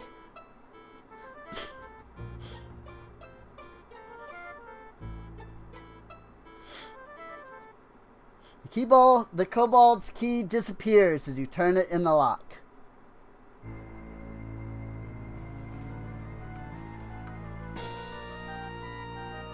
You have the honor of meeting the Baronet Bernard von Spielberg. We are pleased that you broke our enchantment. Perhaps our father the Baron will reward you should you ever visit our castle. The arrogance of the Baronet astonishes you. Perchance the kobold magic user had a reason for changing him into a bear. I really don't want to fight that ogre. What's attacking? Brigand! I'm good. I'm good on that.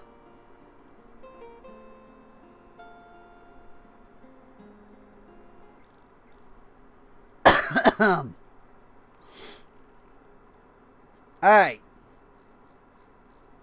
So we've done the first step. We have saved the man from within the beast, or whatever it is. I can never fully recall. I used to know it by heart as a kid. Come in, come in. You've been expected. Baron von Spielberg awaits you in the castle.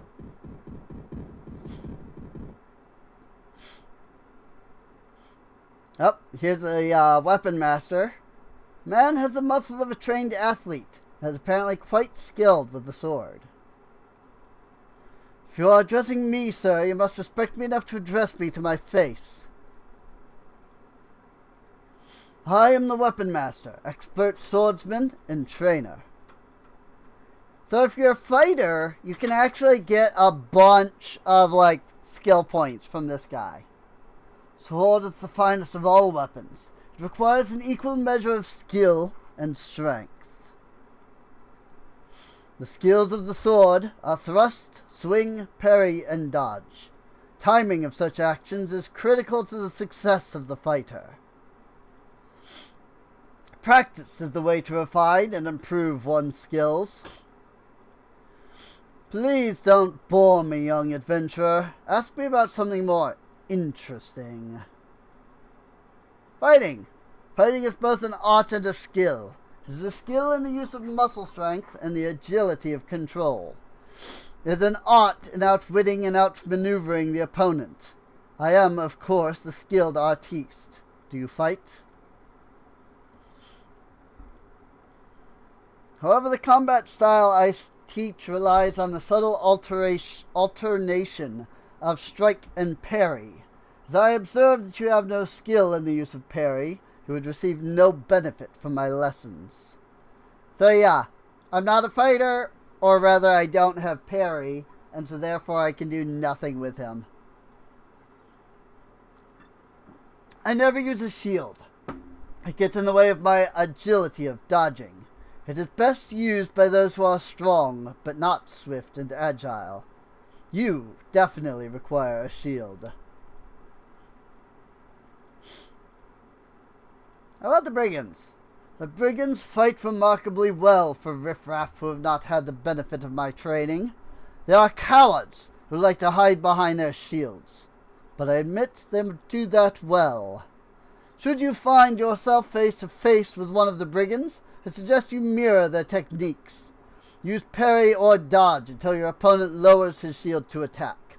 Then strike before he can get his spear into attack position. This is the castle of the Baron von Spielberg. I am the weapon master of the castle. The Baron had the wisdom to recognize greatness when I presented myself. Thus he made me weapon master. The Baronet had some minor talent with weapons, but he was too impatient.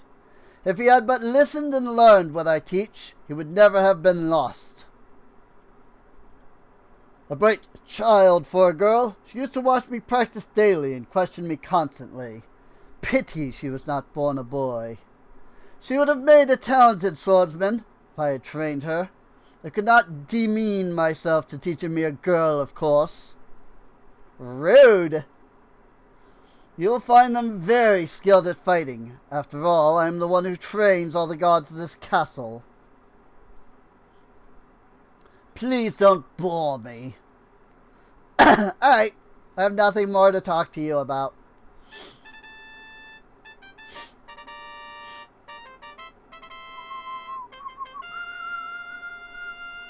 The Baron von Spielberg and the Baronet await you in the Great Hall.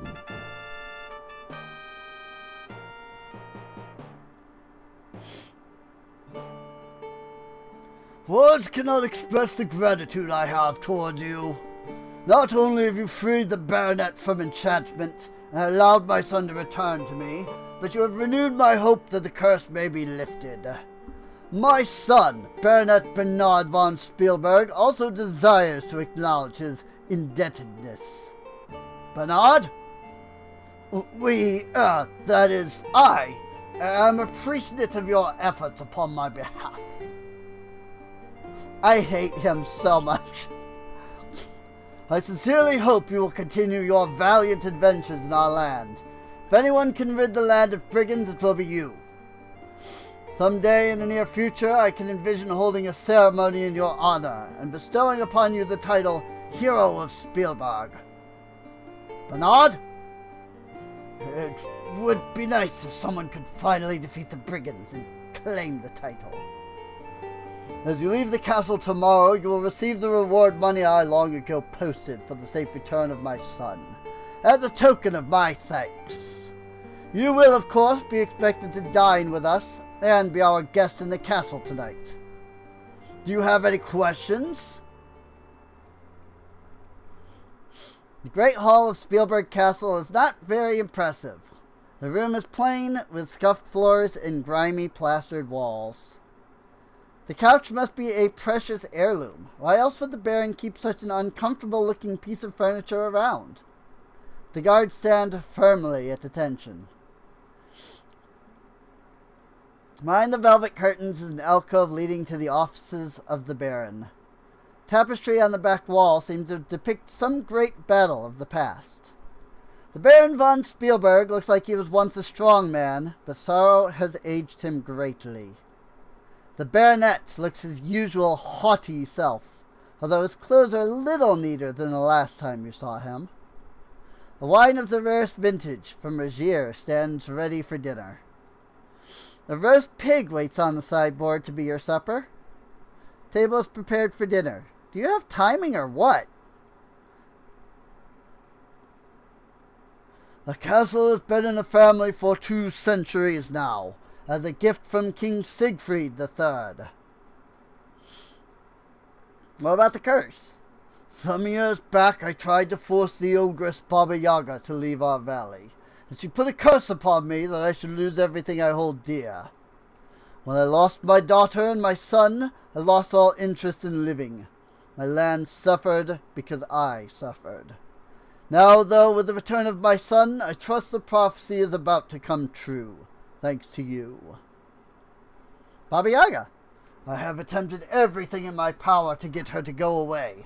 I fear it will take some kind of magic to be able to counteract her magic. My beautiful little daughter was stolen away 10 years ago by Baba Yaga's magic. She has never been found, despite all the searching that has been done for her. I thought she was lost forever, but you have renewed my hope that I will again have her beside me. York? York was my court jester, a man of infinite jest. He went off to find my daughter, but alas, poor York never returned. Magic. I know very little about magic, much to my sorrow. Perhaps you should talk to the wizard Zara in town, or Raspus on Zauberberg. Already did that. Prophecy? The prophecy states, comes a hero from the east, free the man from in the beast. Bring the child from out the band, drive the curser from the land. You entered here from the east, and you released my son from the form of a bear. I am certain you can fulfill the rest of it, and remove this dreadful curse. I am Stephen von Spielberg, 12th Baron of Spielberg Castle. If I had more guards, I would wipe the brigands out myself now that I have my son at my side. It will take some time before this castle and land have recovered from my sorrow, so I shall think it will take a hero to destroy the brigands. I know they have some kind of fortress to the far south of the valley. I have heard rumors that they have set up an ambush for all that approach. It is also rumored that there is another way into their fortress, but I have no further knowledge about it. I have also offered substantial rewards for the return of my son and my daughter, as well as for the leader and warlock of the brigands. There have always been brigands around, but until the leader and the warlock showed up a few years ago, they were not much of a problem. The leader seemed to be a brilliant strategist who manages each raid with little loss. Once the leader is gone, I am sure the brigands can be easily defeated. As if the valley hasn't been plagued with enough evil magic users. From what I have heard, his magic isn't powerful, but it is used effectively.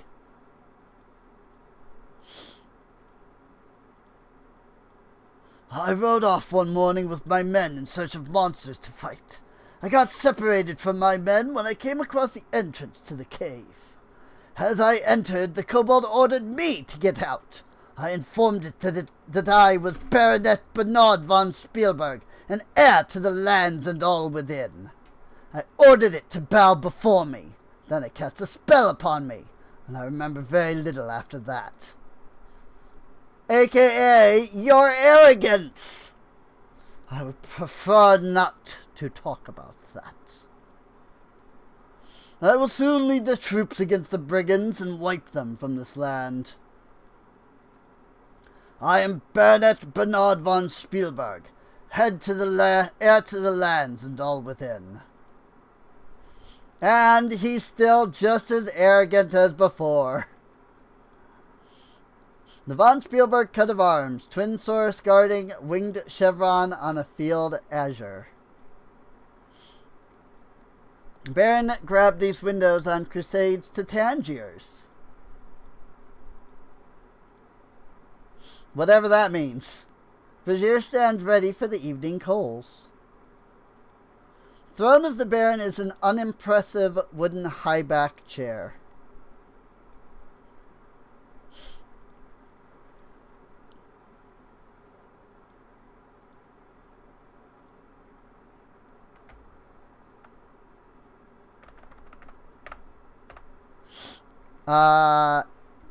The Baron's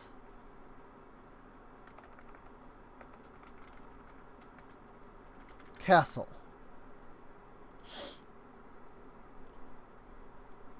There's nothing to do there. Table is filled to overflowing.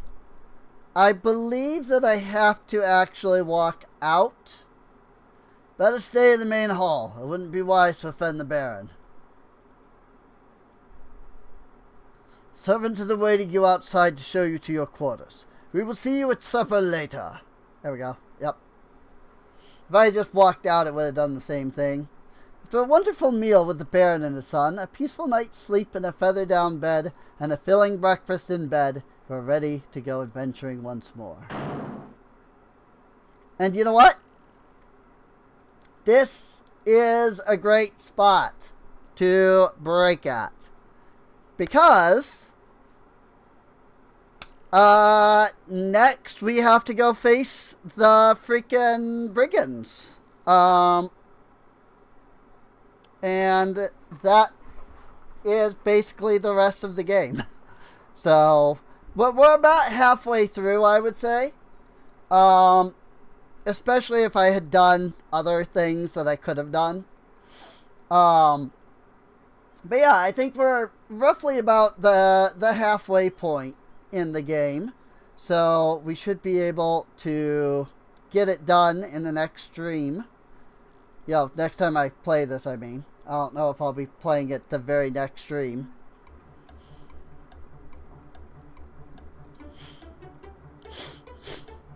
But do do do do do do do do do do do do do do do do.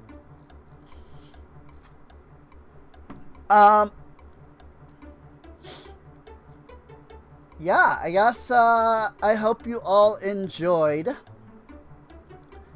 If you have, you can check the if you're watching the VOD on YouTube, feel free to subscribe.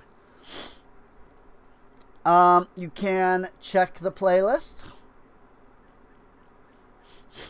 for more episodes, more streams.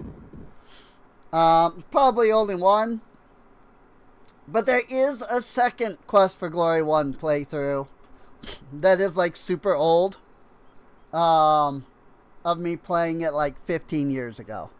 So you can also check that if you want to just see like the whole game. Just be warned that the volume in that is really loud. Because I did not have like good equipment back then. I went back to like watch some of those videos and I'm going, yo, it's so loud. So, but yeah. I guess with that said, you can come on out to twitch.tv/SereneInc if you would like. That way you can watch the other streams. Good job. I just threw my dagger.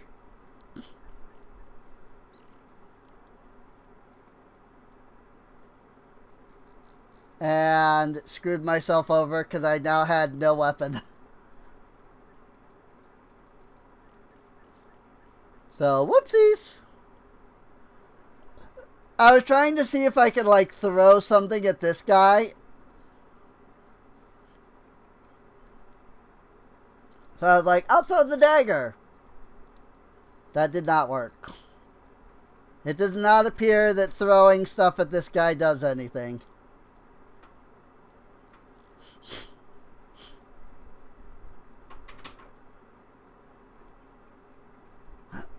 He's just completely ignoring me.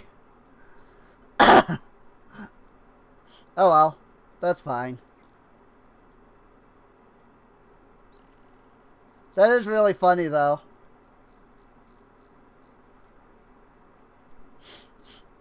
They don't have any interactions for freaking throwing stuff at him to like attack him, you know? 39 throwing from that though, so that's good. But yeah, I guess I'll see you all next time. Bye-bye!